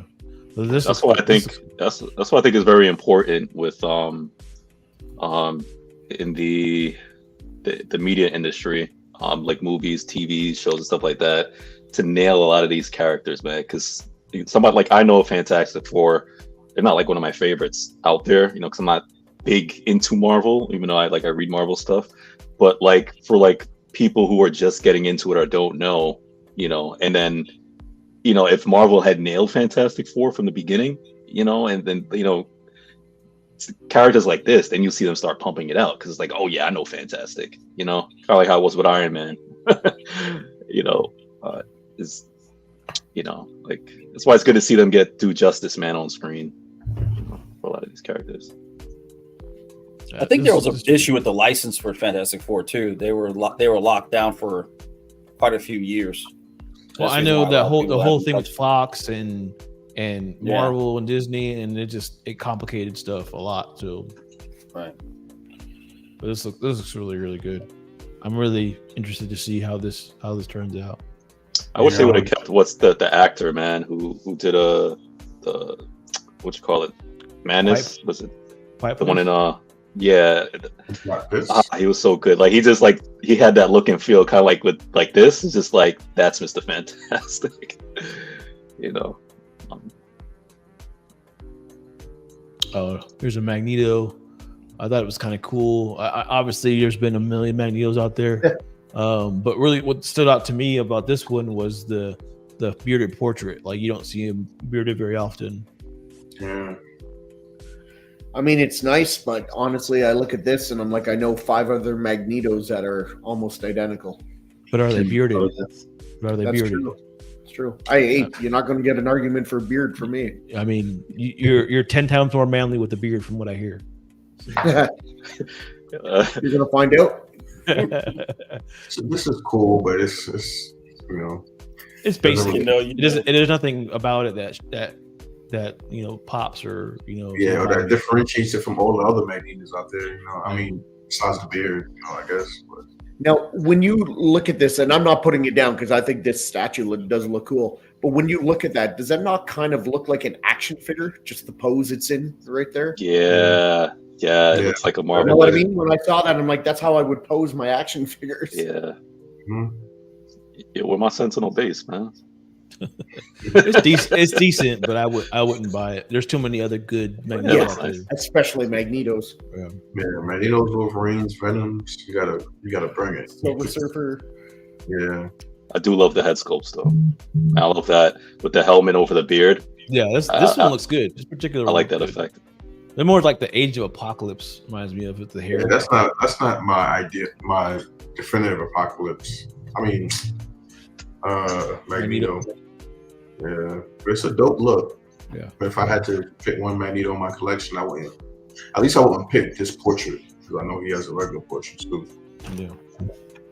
So this next few pictures are probably going to trigger a few people, but Yeah, I don't know what the hell is going on here. man. Storm mixed with Wonder Woman. Wonder Woman. Oh, that's what that is. Yeah. Yeah. It's Wonder Storm. Yeah. Well, you got venomized everybody. You might as well have a I like these kind of Funny. concepts, the fusion concepts. But There was a group that did a Batman that was a Venom. I don't know if y'all saw that. It was like Batman Yeah. Venom or something. Yeah. They're also doing Really a cool Joker. cape. They're doing a Joker Venomized Joker. Oh, Venomized Joker, Carnage. Carnage and Joker combined. That stuff is cool, I guess, the concepts. But I don't know. I feel like there's just a lot of hype around those kind of things and then it dies down really quick.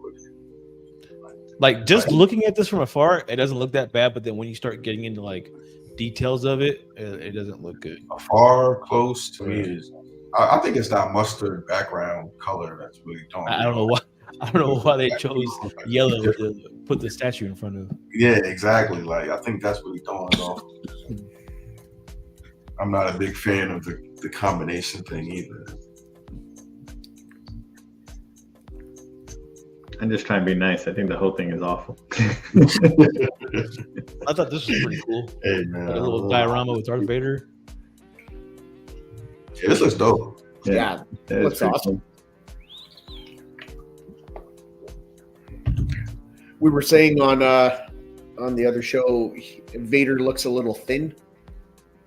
Like I'm in not the really mask- wrong mask here. Yeah, his leg too. Like you just. I can't. He looks almost like a teenager or something. Yeah, he looks too agile to be Vader. And with Vader, he's not bending like that. Everyone knows that. That's like Anakin wearing a Vader costume. yeah. I don't follow Star Wars, but I didn't get that Vader vibe when I saw it. I thought it was cool, but I didn't feel like that was Vader. Vader's cool, but he's not that type of cool. Yeah. Yeah, I always think Vader, like he moves slow, man, but you like He is, get yeah. scared like that. Frankenstein. Doom. Did you guys ever think that because these guys can't hit anything because they're not aiming down the sights, Oh my their guns, gosh. they're just randomly shooting at stuff? Hip shots, man. Hip Right. shots. Hip fire. Oh, then That's there's the thing. I like this piece a lot. I think the thing though, they can see their lasers though, right? They're like Yeah, every shot's a tracer round. tracer around exactly. That's a good point. So then they really have no excuse for sucking so bad. What do you guys think about this one? I think this turned out pretty good. A lot of Emma's lately, man. Like Emma's getting a lot of love. There has been a lot of white queens. I like this one a lot, and I was looking at getting an Emma Frost. The reason I passed on this one is only because of the pants. I don't like that look. This? Yeah. Kind of like she's wearing a big diaper. I didn't want to say it in case someone was getting it. Yeah, but yeah, it's the diaper Emma. What I actually labeled it, just so I would know who's is who when I was looking at like 4 different ones. I like So the that's why I passed staircase on this. in the background though. It's very intricate. I think she Everything needs, else about it is cool. Portraits are great. I like the arms, but I don't like the diaper. she needs the cape as well. To me, Emma Frost should have a cape. That's a good call. Yeah. Yeah, or an option at least for one. Yeah. I don't know. Nobody can really just get her completely right. I feel like one of the best ones to recently come out was the one where she like holding her head and using her power, I guess. From the same group that released the Magic. When they released those back to back, I guess. Yeah. I feel like that was one of the best Emmys to come out. And I really like Emmys too. And even I this, like how they did the crystallized arms though. Yeah, that's what I like too. My favorite Venom. My favorite Emma Frost is the MFA where she's sitting on the couch. yeah, I remember when you said that. Yeah, that's the best. I like that one. I like that I one. was gonna get that one, but I just didn't want a character. I don't like characters sitting down for some reason. See, for me, it's perfect because I could put I got all my X-Men villains, and I could put Omega Red on a riser, and then just put the couch right underneath where she's sitting there. Oh, So because I got the height, so that way I could save the width. that'll definitely look good. Very, very I like that. intricate right there. Yeah. Can you zoom in on that brass knob? Yeah, sure can. There we go. Some Yeah. nice colors, man. Wow, it's really good. Good, Get really in there. Good paint work. good lines. A little more people buying this one now. What's with the top of that stair banister? Is it like not connected? Is the scope not complete, or is it Just just? design, I guess, of it. Yeah, just Okay, getting closer, man, because I'm trying to figure out what D3 is saying right now. Oh, right here, right here. Yeah, there you go. Yeah. I see. Put it in. Like, what if your wife just walked in right now? So what was going on?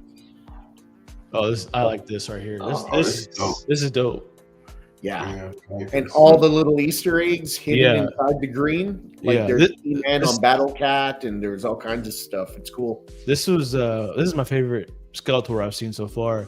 I was hoping I had invited Piggy on. I was hoping he'd see this, but this is I like this a lot. My only issue for this statue is that I don't think personally it would go good with my other Masters of the Universe pieces. This would be a great standalone Skeletor. Yeah. I'm not big on the force perspective. It's not really done well in this scenario, and See, I disagree. I actually like it in this scenario. You like it in that one?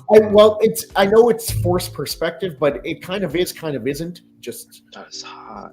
I don't know. I like it. I know it doesn't make sense. I like it. I think I like it's it. a diorama. Better than Skeletor. Yeah, now that I see it, the green energy is coming out of it, and I mean, yeah, it kind I'm a of. This sucker is for what's creative forced aces, perspective. man.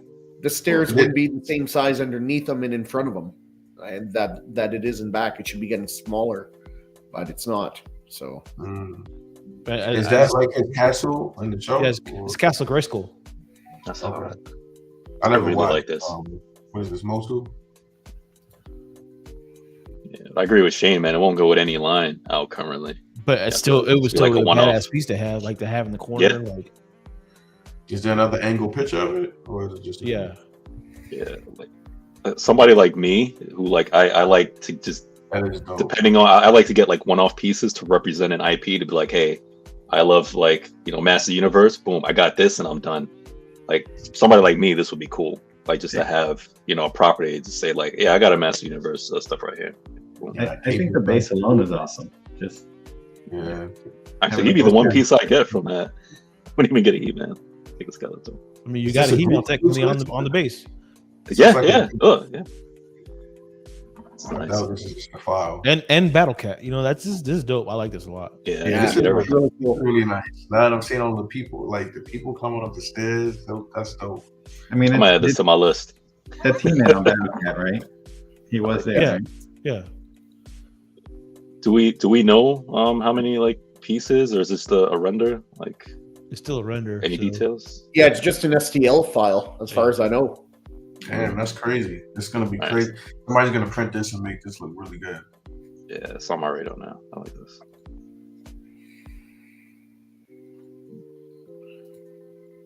This is so intricate too. Look at the armor. Oh man. Oh, Pieces the- like it thick, 2 C's. Yeah, exactly. Yeah, I don't blame him. No.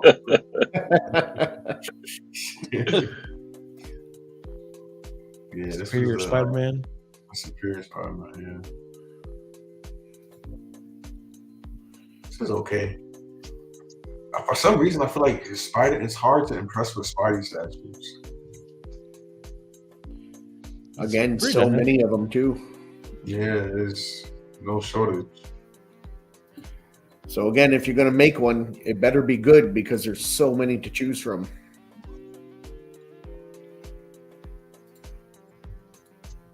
Anybody know what that PI would stand for?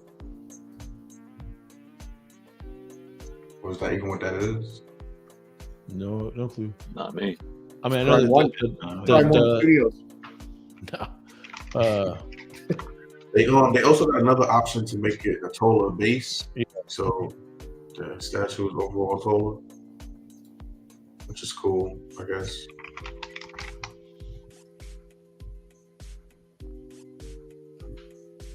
It just doesn't really have any real appeal to me, to be honest.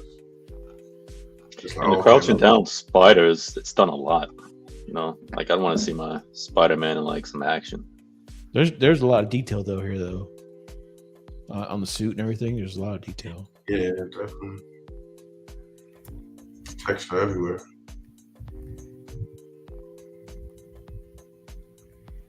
And guess what, guys? That's the end of the picks. I think That was I had some over picks. 100. That was over 100 pictures just then. Damn. Jeez. Yeah, Wow. I feel like I had some pics of the kits I got. I'm on PO. Give me 1 second. Yeah, it's crazy how those STL files are coming these days. It's just I bet you if you print them up, you couldn't tell the difference between an STL file and a custom produced one. Like Yeah, plug. probably not.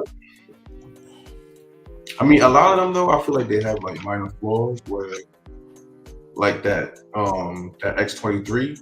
Like when I first saw that on my feed, I automatically knew, or at least felt there was a STL for some reason. Like I knew that it was in the group, and it wasn't because of who posted it, but it was just looking at it. Like I feel like there's just these minor flaws and holes or a scope somewhere with them where it's like it's highly noticeable, and a group most likely will have made that same mistake. I don't know if I'm being too hard on them or not, but that's just how I feel about it. Yeah, I'm not sure if you spoke about this before I came in. This question I have, but when you get the files, is there a particular, just like how it is with painters, like people you get to actually print these out? As far as like, don't go to this person because you're not going to get a good, print it done well as opposed to somebody else, or it doesn't matter too much as long as the paint job is good. Like, how does that work? I'm sure there's a spectrum of, people who do that stuff, and there's the bad ones or not so good ones, and then there's the best I think ones. I think it might have to do with what type of printer the person has too, because there's levels of printers. You know, you can get a file and you can send it out to a guy and they can print it, but they got a cheap printer. Or you can get the file, same file, send it to another guy that's got a more expensive, nicer printer. I think it'll probably come out better, you know. But also printing them is like, it takes skill as well, because there's a lot of different techniques that they can use to make it come out more in an optimal way, or not. Like, because I follow a few print pages on Facebook, and they're always shooting tips back and forth about how to make things better, or it's a lot. Like, it's not just like, oh, you give it your file and it prints a perfect copy. Like, yeah, there's definitely good prints and bad prints. Just like you were saying, depending on the settings and so many variables. But you can have some prints that lose a lot of the texture, and then you have some of them have a perfect texture. Like, this is ownage. Like, I know a lot of people know the factory ownage. They do great work. The complaint about them is they take forever, and it's definitely more expensive. So it's higher quality though, for sure. Yeah, their kits are like pristine when they do them. So you send them to your painter. There's no extra work that needs to be done. They don't need to clean anything up or make anything fit or shave anything down or add any magnets. They just pretty much, I guess, prime it and get to painting. There's other factories, well-known factories as well. Like, there's one factory that, I know one painter complained about, because their kits, they prime them and then they paint them again, the color of the kits. So you have 2 layers that are on your kit. Like, so it's like they add 2 unnecessary layers to the kit when they could have just left it as is. So I'm guessing that's like a communication thing. I'm not sure if that's how they work or not, but They it makes it. They do it to fill up the gap. Take off those layers, or they're gonna paint on top of it and wash out the detail by 2 unnecessary layers. So that's why it's kind of important to know, or be kind of, I guess, picky as to where you purchase your kits from, what factory the commissioner's using, or whatever the case may be, because it can just result in more work and more money spent in order to get it how you want it. They do that a lot to fill up the imperfections of the print too. Okay. So instead of reprinting them all, they'll just fill up the little holes or gaps and just prime the whole thing again. Wow. So they basically like a Band-Aid solution, and they're trying to mess up one situation by creating a whole nother mess. Yep. Yeah, so like stuff like that like tells you the quality of a factory and the integrity that they have, and it's once again, this is really deep stuff in collecting. Like, most people aren't trying to figure out the practices of the factories that make their statues. It's like, it's not that deep, but when you do get that deep, it almost becomes obsessive. Like, but it just I know which group you're talking about too, and they're like one of the top like groups out there for customs. So the factory they use is like, it's almost garbage basically. Exactly, but they do good work as well. I don't want to make it sound like they do just trash. They excel in more simpler scopes. Nothing too large or intricate or too detailed. Like, there's a lot of the Sabertooth behind me. They actually made that one, produced that one. So and it's really great quality. So, but it's just kind of hit or miss. Yeah, as far as kits though, I hear bad things. So. Yeah, kids. Yeah, I want a kit from them. But yeah, I had this Wolverine up. This is just, we saw this earlier, but that's the kit I got going to Matt. It's part of this line with Beast, Cyclops, and Colossus as well. Well, I have the Cyclops in storage and the Colossus with TT9. And then I got this Silver Surfer with Matt, and it's probably gonna be a while. I got him like close to like the last one to be done, because I want my X-Men collection to be like my primary focus, and then everything else I'll just kind of get done when it can get done. What color are you gonna use for that base? Curious. Base, I'm not even sure yet, man. It's so far out that I haven't really started. I mean, there's one idea that I know that I'm going to have done, which is like having Galactus's partial Galactus space painted on the back, like there's a like big reflection, and then like I want to put a Galactus statue behind him. But other than that, I don't really have the idea for paint scheme. I love that space effect when I see him on these statues. Yeah, this is definitely one of my favorite statues. I've seen these this one painted before, and it looks good when it's painted. Yeah, definitely. Are you doing chrome or silver? Say it again. Are you doing chrome or silver for it? Oh, silver. I'm not a fan of chrome. This Magneto is up for pre-order right now. You know, this is pretty much going to be my. Yeah, I'm still contemplating picking this one up myself. Yeah, I like this a lot. So it has a switch out, arms, close. See, like this one to me is way better than the other one we were looking at earlier. There's just something about this. Oh, yeah. It's just I don't know. It just has that yeah. You know, I feel like artists can definitely express more. Like if Buck was on right now, he'd probably point out things and differences that overall make it more appealing to the eye. Art. It's just consumers. You can just tell when something is better than something else. Like it's just kind of like I don't know if anybody else disagrees. Like it's just there's more detail for one on this. Yeah, there's definitely more detail.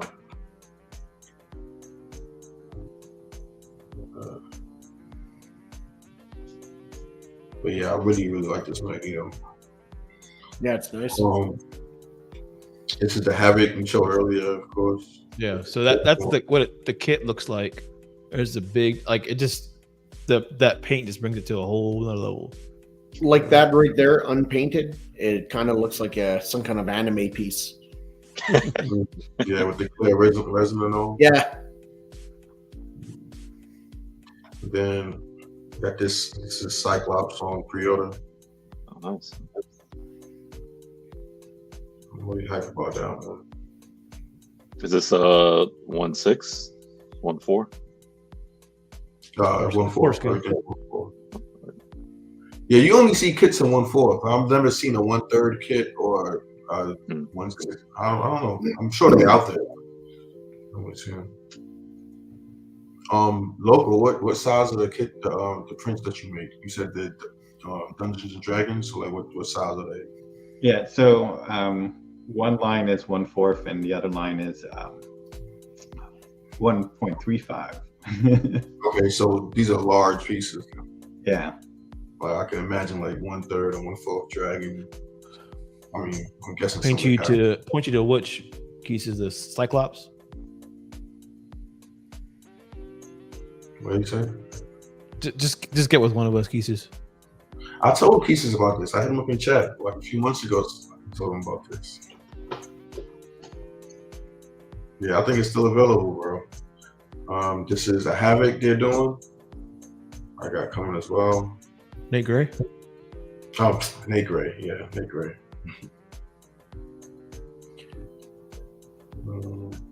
This was another. I'm going to say Havoc. that one right there is a very small. I'm looking. I'm like, what version of Havoc is this?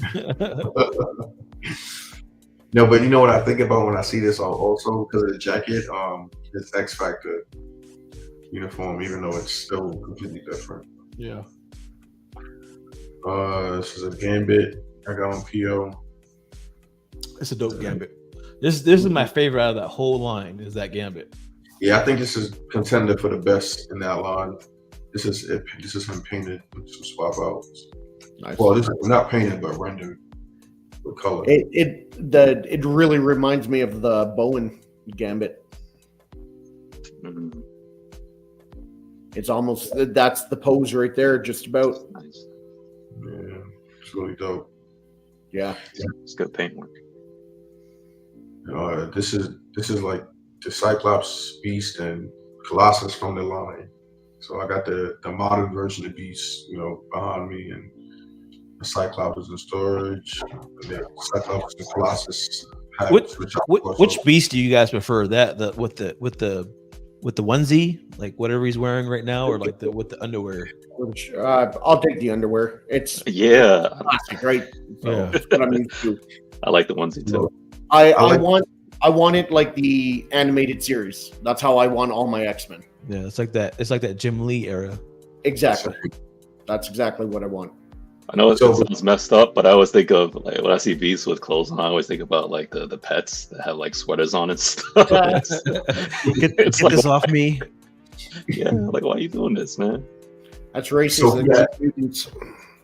For that beast, the group, there was 2 variations. It was that one and the one behind me, the classic one. I like the classic one better, but I like the base for the modern one better because it was like it was a more modern base. It's exactly as they describe it. But the paint job that Matt did on the one I have made it feel more modern and not like that old wood floor in a library kind of feel, which that's kind of like the layout it had. But, D3 is that a bus stand? Bus yeah, stand? they come with bus stands for the alternate bus. That is hot. Man, I love bus stands. Every time I see a statue company like offers those, I'm like, that is, to me, that's like a plus for me. They should all do that. You know? Yeah, man. If it comes with an alternate torso, especially if it's a whole torso, I can understand if it's just a portrait, but if it's a whole torso, definitely should have a stand. Yeah, man. I'm like, I want to pose them up too, man. Because just like that pick alone, I'm like, to have that in a box, it's just criminal. That's nice. So I'm on this line with the Gambit and the Wolverine. They actually have more than that. They have an Iceman and a Storm. I don't like either one of those. I don't like that Iceman at all. I honestly think that Storm is terrible. I don't think Franco really excels at female sculpts. I feel like every artist has their strong points and weak points. I think that's probably one of his weak points. I could be wrong, but that's just how I feel about it. Is the Iceman where he's pointing Yes. down his palms and he's Yes. got the ice hidden? Okay, yeah. Yeah. It's horrible. Where he's trying to like take off, I guess, like he's Iron Man flying. Yeah, so I didn't get those. And then they also announced the Nightcrawler, which is pretty good, but I'm still thinking about it. I'm not sure if that's the Nightcrawler I want. So My favorite is That's still the the Sideshow. One where he's bent over. mine too. He's not really bent over. He's just kind of like, I don't know. It's like, I feel like he's jumping out of the portal. Same basis. Oh yeah, I've seen that one. Yeah. So I don't care for the sideshow one, to tell you the truth. Really? What Yeah. don't you like about it? I don't know. It looks cheesy to me. it's funny because I understand that, but I still think it's the best one on the market. Like I wouldn't get it, but I still think it's the best one. There's a couple custom ones out there that are better, I think. I like the last level. That one's nice. The old school Franco one. Yeah, where I he's actually jumping don't like through the stained glass. Mm. That's There's a newer custom one that I like a lot more. He's like on a machine gun in the danger room. Oh yeah, I've I seen don't that know if one. you've seen that yeah, one. yeah. I seen that. There's Unboxing Bros. Carl did Yes. unboxing video of that. That's the one I'm talking about. Yeah. I like that one. This is the last one I got. I got this Wolverine as a kit with Matt. So this is the piece that got damaged when I shipped it from one painter to another. But I couldn't find any kit pictures of it, but this is what the paint scheme people generally choose for him. Stylized physique on him. You see his cowl is kind of exaggerated. The Wolverine brolic, man. Yeah. So I really like this piece. I wish I could wear my clothes that tight, man. Be buff like that. The sculptor is Thiago Extra Cruz. medium. Yeah, man. Yeah, I'm really anticipating this one getting done too. Yeah, that's it. Hey, Jared, I just sent you pics of one statue. If you don't mind throwing it up, I want you guys' opinion on it. All right. I was considering getting it.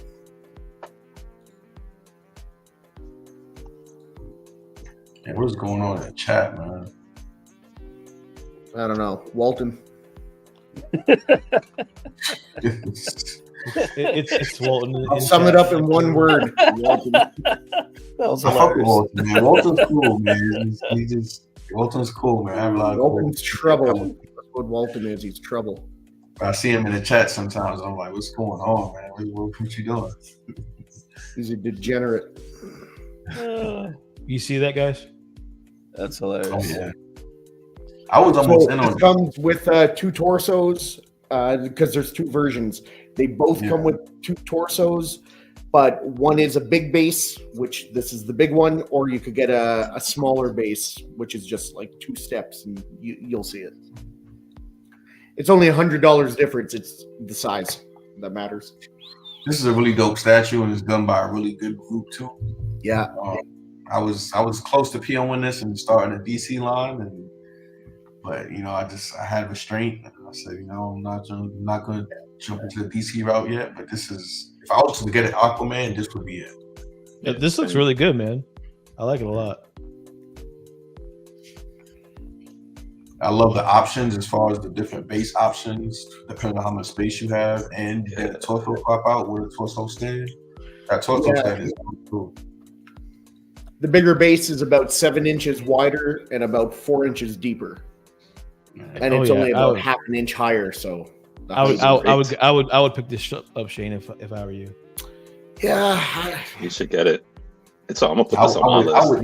That's your question, definitely. It's like 2 different characters, or you know what I mean, like two different versions. Yeah, I like this bearded one, man. That looks. Yeah, I would do that one, but the other one is dope. For sure. That's my Aquaman for sure. The creativity with the base, the stand, the bus stand, I think is amazing. I'm. Can you keep going? Do they have a swap out harpoon arm for the left? If they do, that puts it over the top. Yeah. If they do, then I'm going to have to pre-order that, but I don't know if they do. I think it's the best Aquaman available. I think it's the best Aquaman available, to be honest.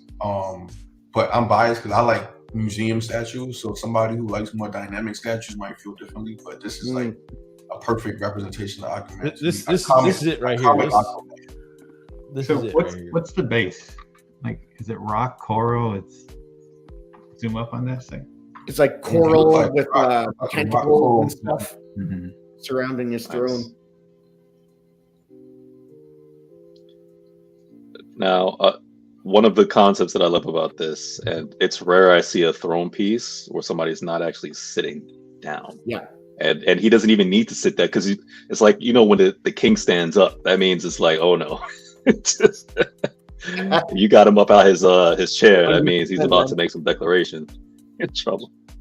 That's nice. There's two different tridents too. Just notice that. Oh shoot! Yeah, I didn't realize that. Oh man, this is Shane. You got to pick this up. What really would have done it is the harpoon hand. Yeah, I don't see the harpoon hand, man.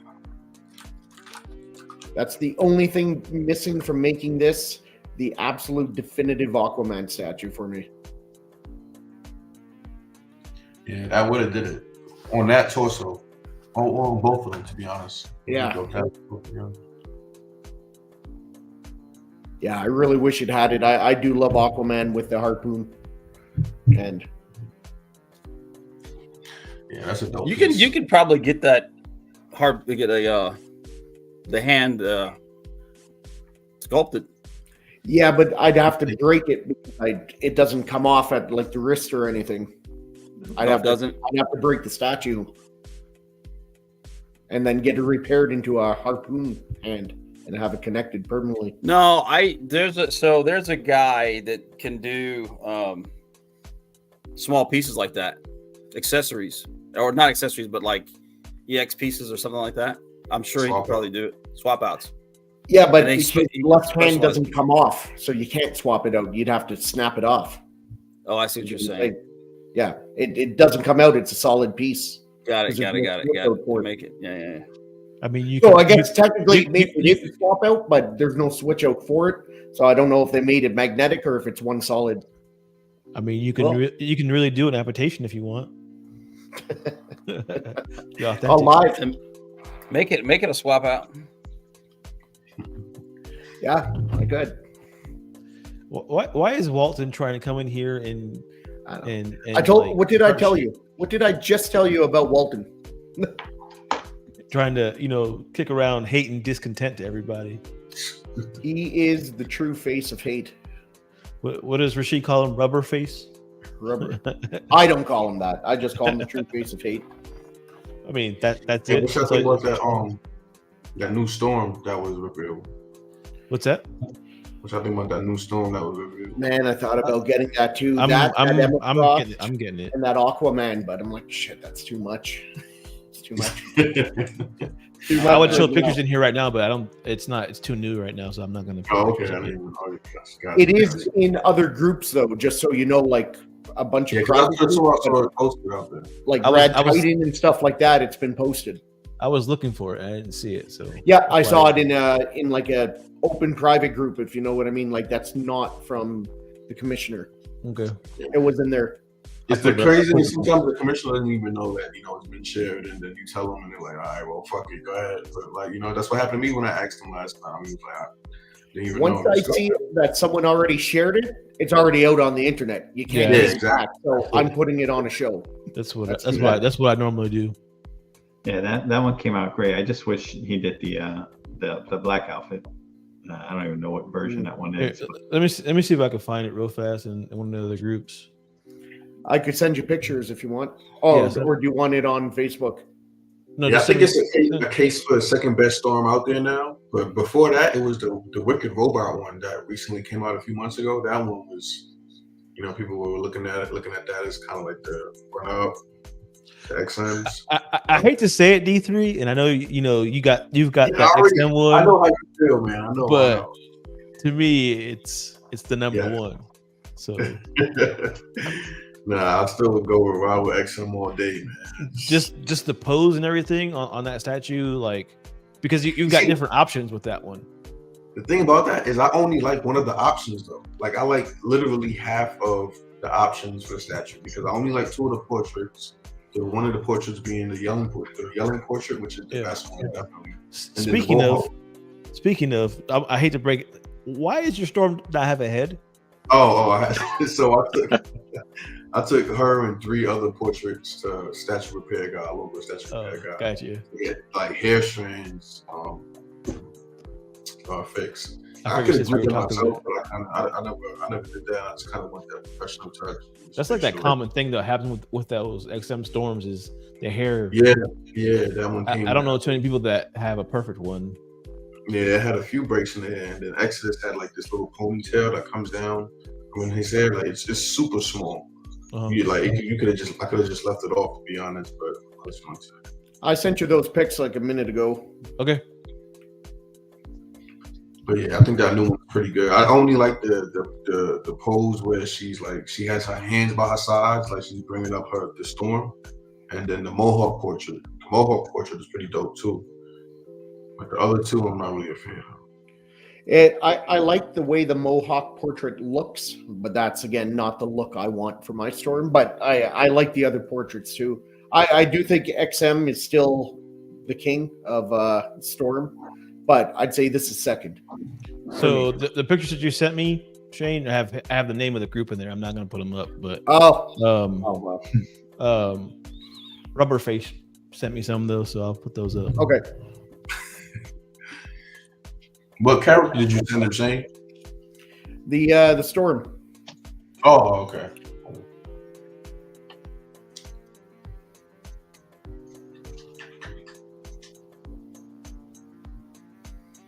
You guys see that? Yeah. Oh, it's the silver one. Yeah, I would keep the lightning effects off too. Would you? Yeah. Yeah, See, I like it. I like it. wouldn't. I don't know if I would. I'd have to see it in person. I don't hate it, but I don't know if I like it enough to keep it. But maybe in person I would. He only sent me this one picture though, so I have the Emma Frost one, and the base that he did is crystallized like that. It's amazing. So if he can actually make that one come out like Emma Frost was, the base is going to be awesome too.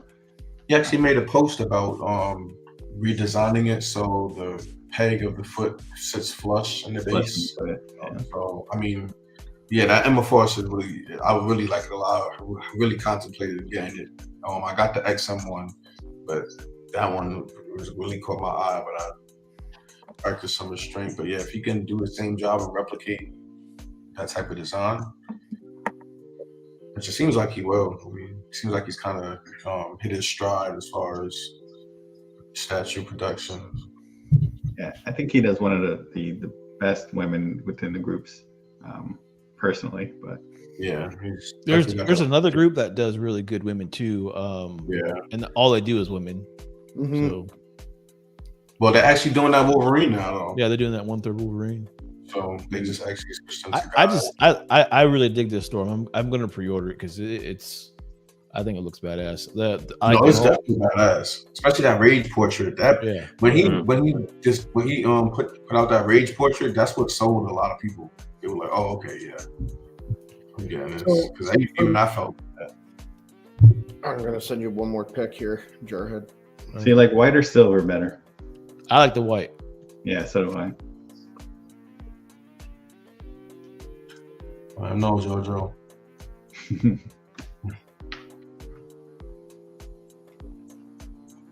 Walton, just find the pic without the logo, or just quickly crop it out.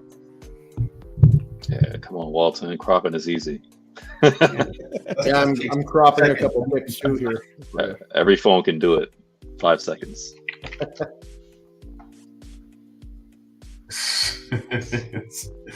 What's up, Mark? What up, Mark?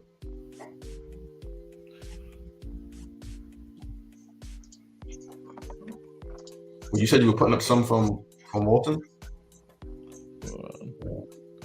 It's funny because I talk to him on Facebook all the time, so it's weird to call him Walton. It's just his display name. But Is this the one you were talking about, Shane? Yeah, you could pick the blue or the red couch, and then it comes with 3 different portraits. And I love that she's actually wearing the Jim Lee 90s outfit. Shane, you have MFA statues, right? I have one, yeah. What do you think about it compared to, I guess some other pieces as far as quality and all of that? Well, what I have is their Doomsday. It's actually the closest statue to me right here. And it's absolutely massive, and I think it's very well done. I'm very happy with it. Is it perfect? No, but it's really good, and honestly, I think it's the best Doomsday out there. Okay. So something they had mentioned too with the statue is they were gonna fix a few things too, like the hairline. There's like a, and they were gonna fix something with that drink in her hand. Yeah. What's wrong with the drink in the hand? I don't remember what it was, but there was something wrong with it. Like it's not level. You see how it's like tilted? Oh, the water. It should What? be, Yeah. yeah, it should be Yeah, diagonal. more flat. Yeah, Yeah. but there's little things they're working on to fix it. So different things. This has been in production for how long now, though? Like, it's I know, right? I've been seeing pictures of this since I started collecting custom statues. It actually it shipped a few days ago. Oh wow! Okay, cool. Yeah. Well, congrats. Like if I wanted it, there was a spot left, and but it's hard because I was like, I'm only going to buy one statue if I buy any, and it was either the Aquaman, this Emma Frost, or this Storm that I'm going to send you the cropped pictures right now. I like that Aquaman a lot, man. Aquaman. Yeah. You can still squeeze it though because they're all at very different points in production. Like that Aquaman isn't coming out anytime soon. That and then the Storm isn't coming. You got at least probably till mid 2025 before the that Aquaman I thought was going to be done by like third quarter of this year. I could be wrong. That's what I thought. Wait, the Aquaman? Yeah. Yeah, you know what? You may be right on that one because he doesn't really when something's up for PO, it moves pretty quick. But the Storm is definitely going to be a while. Yeah, it just came up for pre-order, so. And then he's had 2 older pieces that are still taking a while. That Thanos and Doom. Like he got a few things in the pipeline. Yeah, I'm thinking about it. I'm not sure. I don't know. I got a few things going on, so I'm like, I don't want to spend too much right now. I also have a few things on PO. You know, you're right. Let me not be an enabler. You know what you got going on. So No, that's all good. Don't worry, man. I can't be enabled to buy something I don't want to buy. I was just about to say D3 enabler. I love it. That Emma Frost, can you mix and match, or you could only Nope. get that Emma with the particular couch? Yeah, you choose if you want the red or the blue couch. She also comes with a giant cat in front of her too, I think. Yeah, I think it's a proximity piece. Yeah, I think they needed to add in a Jean Grey next to her, like that would have been perfect. Two of them. Which one are you leaning to, Shane? With that Emma? It's hard because for overall, I like the Aquaman better because I like that character better out of the three. But I really do like Emma and Storm. I just like Aquaman a little bit better than those two. But they go with my X-Men line, and I only have a spot for like one more villain and one or two more X-Men. So that's what's kind of hard about it. If it's for going with your X-Men line, I would definitely take the Storm over Emma. I think it's a way better. It's a way better sculpt, and everything's better on this than the Emma.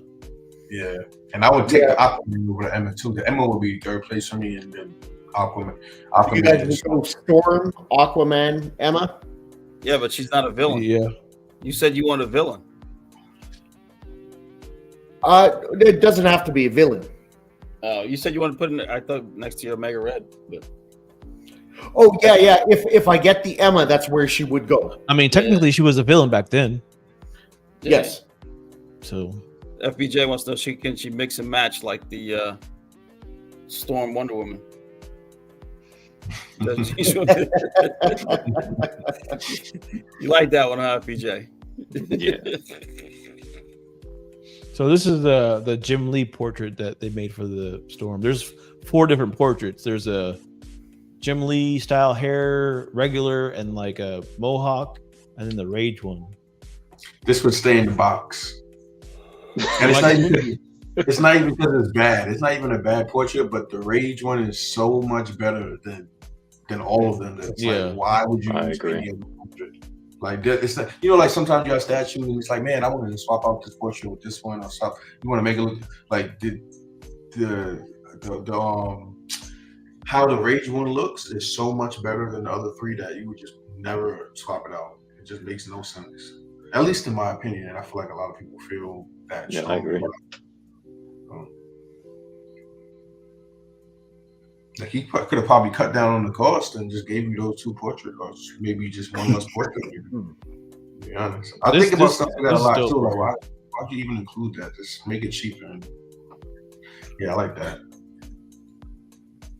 And I think the big aspect about the Rage portrait is the hair going up. Like, so it adds everything's flowing up though. That's what it is. Yeah, you know? And it adds to the intensity of the whole statue, and the energy just feels more powerful with that portrait. Like, it's not just how it looks, it's just like the energy it gives off as well. I like this one right here, that portrait. It's not bad. Yeah, this one looks good. Yeah, that one looks good too. Like more of a like sultry, seductive kind of vibe, which I wouldn't want in my collection. You see, I don't like it from that angle though. That angle, for some reason, it just changed completely. I sent you 2 more pics of her with different hair. Yeah, I definitely like this.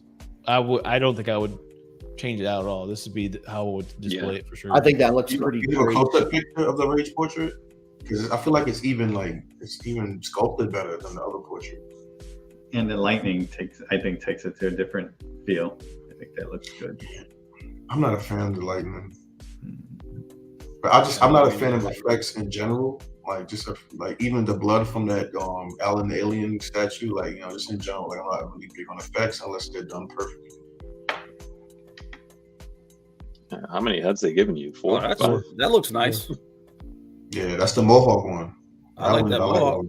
Yeah, I like the Mohawk too. Yeah, the Mohawk and the angry one are my favorite. Yeah, she doesn't look like a chicken Mohawk like some of the other ones. No, it actually looks stylish. It looks good. Right. Yeah. But this right here, though, that's it. Yeah, that one takes the cake, man. So yeah, I'm still thinking about it. I'm on the fence. I don't know. We'll see. Some great Nah, pieces. man, you don't want those problems on. I don't know if the base lights up. That would be dope. It looks like it should. No, I think he would have said something. I think. Yeah, easy enough to add a light behind it anyway.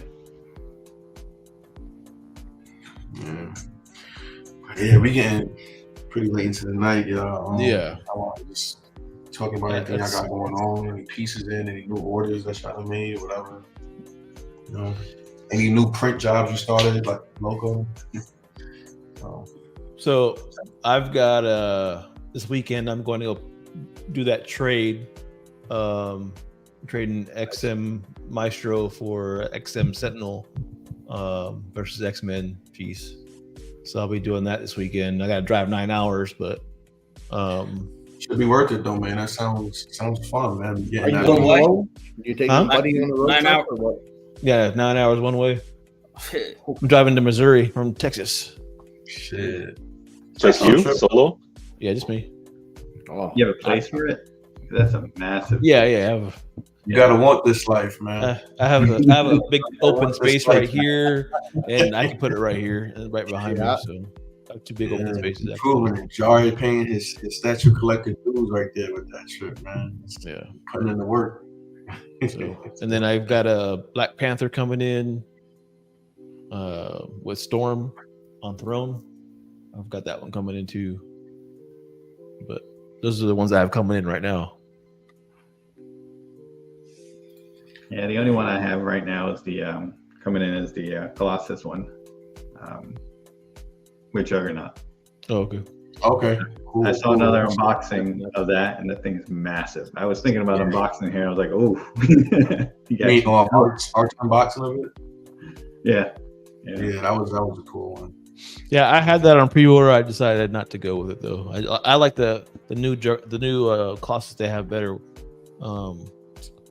The from the same group. I don't know if you've seen it yet, but that one they came out with. The casual look. Yeah. Yeah, that is a pretty cool one. So, Yeah. What about you, FPJ?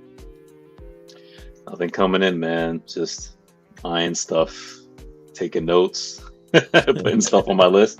Like just on the show alone, man. I'm already liking that Aquaman and the Wonder Woman piece. Even though I got a lot of flack in this group, but I like the little mishmash.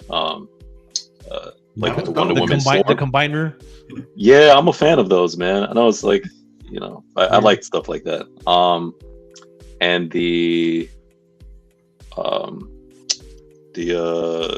Storm. yeah. I like that too a lot. So, which is Well, on my list. let one of us know. We'll get you going on customs. Yeah. Take your time, man. Take your time. You know rush, man. Do it. He's trying. Wants to stick that pinky in it. I'm taking notes. Taking notes before Be- I be- jump in. Be warned, though. Be warned. It's a slippery slope over here in the custom world. Blood in, blood out, man. One way in, one way out, man. There's no turning back. All of those warnings. Heed all of them. But now we got you for real. Any guidance or you don't want us to push on anything, any questions, whatever. Because that's how I got in. I had somebody that I was able to go to for every little question and ask about who's the commissioner for this and what group does that, and they answered everything. Like so, so I do as much as I can for other people. So, what about you, Matt? Anything coming in? New orders? Chilling, man. I got a couple of pieces that I've been thinking about getting in on, but no, I'm just chilling right now. Hey, did you guys see that Wolverine today? What do you guys think about that 1/3? I think it looks good. It's not my favorite version of Wolverine, but it's pretty good. And Sideshow getting out of their comfort zone, that's good. I think it's pretty cool they're finally experimenting with 1/3 and with the Colossus one as well, right? That was a 1/4. You usually do the 1/5. Dioramas. Yeah. Yeah, I was Hopefully really Rogue and Gambit goes 1/4. I hope so too. I've seen the. I don't know if you've seen. There's a preview of it on the. There's somebody like took a picture of a At screenshot. WonderCon or something. Yeah. Yeah, I think it's their best Wolverine to date. It's not for me. It's not my style. Yeah, number one, I don't think it's Berserker, but you know, whatever. That's opinion based, I guess. But just a few things I don't like about it. But it's nice though. It's a really, I think it's done well. It's way better than that damn Batman they showed today. Oh, yeah, I don't know. That was their one piece that they've messed up in the last couple months. Yeah. So I'm giving them grace on that because, like I said, it's like their one statue they've messed up in the last couple of months. So talking about that Batman on the pole. Yeah, Batman on pole. Batman. I thought that was their Patterson Batman. Oh, probably, maybe somebody. I saw somebody ask that too. That was me. That was me that said that. But yeah, Johnny's right. I mean, they've been announcing so many bangers that nobody's perfect, so of course they're going. But it just sucks that they had to mess up on Batman, on all characters. Everybody's been waiting for this premium format, and it's like, yeah, I guess they'll have to wait another 3 months for their new Batman. If it's that, Shane, if it's that. If it's that. They just got a badass diorama, so yeah. There's no shortage of Batman, so boo-hoo to all the Batman collectors. I'm waiting for the new Harley. They did such a good job with Batgirl and Ivy. I hope they do a good Harley one. Yeah. Shane, what's up with you, man? What's going on? What you got coming in? Any new orders? I got a custom shredder on PO. XM, Beast Wars, Megatron, and Prowl. And I got Tweeterhead, Beastman on PO. And then I got that Cobra Commander that I ended up buying, and it's getting printed and made and painted for me. So okay, cool. Everything you collect are lines, or do you have just like one-offs for some of those hobbies? I got some one-offs. All my one-offs are pretty much at the bottom here, and then all my lines are up at the top shelves. Okay, cool. Yeah, I got that blob should be in here. It should be here any day now. I wish I had space. I was going to get it. I got no space. Yeah, I mean, I don't have space either. That's a massive. We're gonna make it work. It's gonna work. I got the whole vision plan. It's just taking time to get to that point. But yeah, I got that coming in. It's in Atlanta, so hopefully it's tomorrow. I got the kits, that Havoc kit, and the Sentry kit from that same group are coming in. They'll just sit in storage until I'm ready to get them painted. I have that Wolverine kit going to Matt. And I think, have a custom Quasar on the way, which goes with the, got the name of the group, but Gladiator, One the Accuser, Quasar, Silver Surfer. Is that the museum poses? Yeah, well, from that all from the same group. The Gladiator was a museum. He's like kind of like just landing and like angry, or kind of hunched over. Oh yeah. Yeah, and then the Roman has the hammer out, holding the hammer out, looking at you. Yeah, I know which ones you're talking about. They're nice. Yeah, that Gladiator, its cape is flowing backwards, right? Yeah, yep. Yeah, that's great. Yeah, I'm all in on that line except the Silver Surfer, because I have the other Silver Surfer that I'm gonna pair with those pieces to do that group. That Gladiator, it's out already, isn't it? Oh yeah, it's super old piece. Okay, I was going to say that's been out for a while because there's someone actually selling it right now in the buy and sell. Yeah, it's an old piece. I love it though, man. It's definitely still one of my top pieces. Like I feel like it's definitely holding up to time. Yeah. But yeah, that's it. That's going on. So got some pieces incoming and got some pieces I still need to pay shipping on. So which one was the longest wait? Huh? Which one of those was the longest wait so far? The Blob was super fast. That's probably one of the quickest production statues I've ever seen. Too fast, too expensive, like too everything. Like, but What else did I say? Quasar was good. That was probably less than a year, or maybe just a little over a year. That all of those kits are fast as hell. So out of those I just named that are like either coming in the board company, they will all. That's something about kits too. Especially with groups that do nothing but kits, they're a little faster too because they don't have to do the paint process. I would say they're a lot faster, to be honest. Like especially with the season groups though, like they just a few months, like 6 to 8 months, maybe 10 months, but they rarely ever even hit a year. So, but yeah, I don't have any. The pieces that I would say are taking long or took long are still taking long. Like they're still, like they're pieces that I PO'd when I first started collecting. They still don't even have a painted prototype to show people yet. So it's like it's still probably at least another 8 to 10 months before they start collecting the shipping. Minimum. That's if they move at a good speed from this point going forward. If they keep on the same delayed speed, it'll probably be another year and a half. So it's part of the game. Do those custom groups give you a like a minimum or maximum rather time for you to get your PO back, or once you're locked in, you're locked in? Like if they say if it takes like a year and then there's still nothing happening or whatever, you're probably not then getting your money back from a custom group.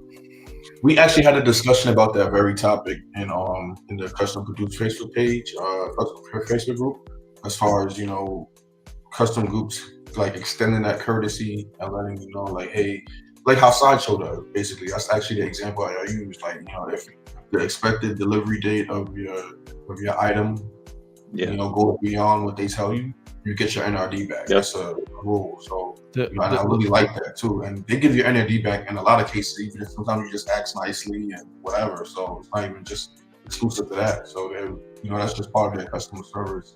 I wish a lot of statue groups had like more, like in tune customer service with things like that. The best thing you could do in that case would be to try and sell your pre-order. That's what a lot of people do. But the thing is, too, to go off of what D3 was saying, it's one of those things too that since they're smaller in scale, they can't afford to have everybody like take away their pre-order. You know what I'm saying? So it's harder for them to get away with something like that, basically, because they've already paid for so many kits to be made, and they get the more they make, the cheaper it is, type of thing. So it's harder for them to get out of that. And good luck selling your pre-order if your statue isn't super low ES and already sold out. I mean, selling your pre-order is like it's way harder than just selling a statue. Like, you see how bad the market is right now for trying to resell a statue. It's just think that times whatever 5 or whatever 10. Like, selling a pre-order on a piece that's not sold out is like, what's the point? Like, you better offer a discount or something, or depends on the statue. Yeah, it depends on the statue. If it's a super rare, super sought after, low ES statue, like, a lot of those sell all the time. But if it's just your average run of the mill, still has open spots left, or PO is still open, you might as well just keep that. And just try to sell it later on down the line, or just be prepared to lose the PO. Sometimes. I just think it would be good to keep them accountable, so they're not falling asleep at the wheel, saying like a timeline. So I know how it is. It's custom. I'm not, I know the game, especially like with 1.6, it's kind of the same thing, but at least a timeline, like, like where we at, like April, like you say, but hey, by December, this should happen. By so-and-so, this should happen. If it goes beyond, it's like 4 years now. It's just like, we'll get your money back, and I don't want to give you your money back, so I'm pushing to at least get some of the deadlines going. Yeah, but they can't keep myself accountable. They can't. The money that you give a lot of times is already spent. It's gone. So it's like, so you're asking them to give you your money back out of their own personal pocket. It's kind of hard. They want the NRD for the capital to get the project going. And then they're trying to hold someone accountable, so overseas. It's I know. Well, Matt, we had that discussion on the group too. But I think what I see a lot of the new, like what FBJ was saying, a lot of the new groups are doing just that. Like some of the new groups I really like, that are kind of just formed within the past year or two, they give out really detailed timelines of when at what point the statue was in production and at what point they expect it to go into the next phase of production, and they're really transparent with those things. There's two specific groups I could think of. One got a really dope graphic of the production of each statue that they have announced or have for pre-order, and you can see like it's like a bar for each like step of pre-order process. every step of the process, and it's really dope. Like it's really dope that he does that and takes the time to like make his customers feel comfortable with knowing where they're at with their pre-orders and what's coming up next and what to expect. So the older ones, not really, you know, they just kind of like, yeah, it's gonna come in, it's coming, just be patient. So because it's like, you know, there's somebody mentioned it and it was a good point in the same group chat or group discussion where they said these custom companies are already sticking their neck out by doing something I guess technically illegal, you know, by, you know, making statues of intellectual properties that they don't have the licenses to do so with. So they're already taking a risk, and you know, that alone is something to kind of like just show appreciation for, I guess. I mean, I don't know if that's the right terminology, but just to kind of understand as a collector, like that tends to get lost in the whole custom world, that this is something that's technically not legal, and if, you know, prosecution can be levied against these guys or whoever. So, you know, just, you know, always keep that in mind. But you know, so one of the things I think customs got going for it now is because of the slowdown, the factories are actually looking for work. So I think they've been spitting them out a lot quicker, where before it was just like, we're just swamped with all these other people. We'll take the largest orders, whoever the small guys are, who gives a shit. But now that the factories are actually seeking work, I think a lot of these custom groups have started to be shipping a lot quicker. So I don't foresee 2 years, 3 years being a new thing. Absolutely. Yeah. And you see it too, because I've had multiple owners of factories contact me on Facebook, basically, you know, soliciting their services. You know, just like the graphic designers are doing right now. They're all over Facebook. A lot of them are scammers, but there's a lot of them, you know, and people are looking for work in those areas. So, because, you know, the market is slow. You know, it's slow for us as people trying to sell statues. It's slow for the, you know, designers, sculptors. It's slow for factories. So all around, you can see it's really showing what's going on in the community. But I'm just like, I'm never gonna get anything produced, like, you know, but I say that now, and, you know, maybe then I step into that next phase of creating my own stuff. Well, no, that's the last thing I need, man. What's up, Mr. Popo? I guess better late than never, huh?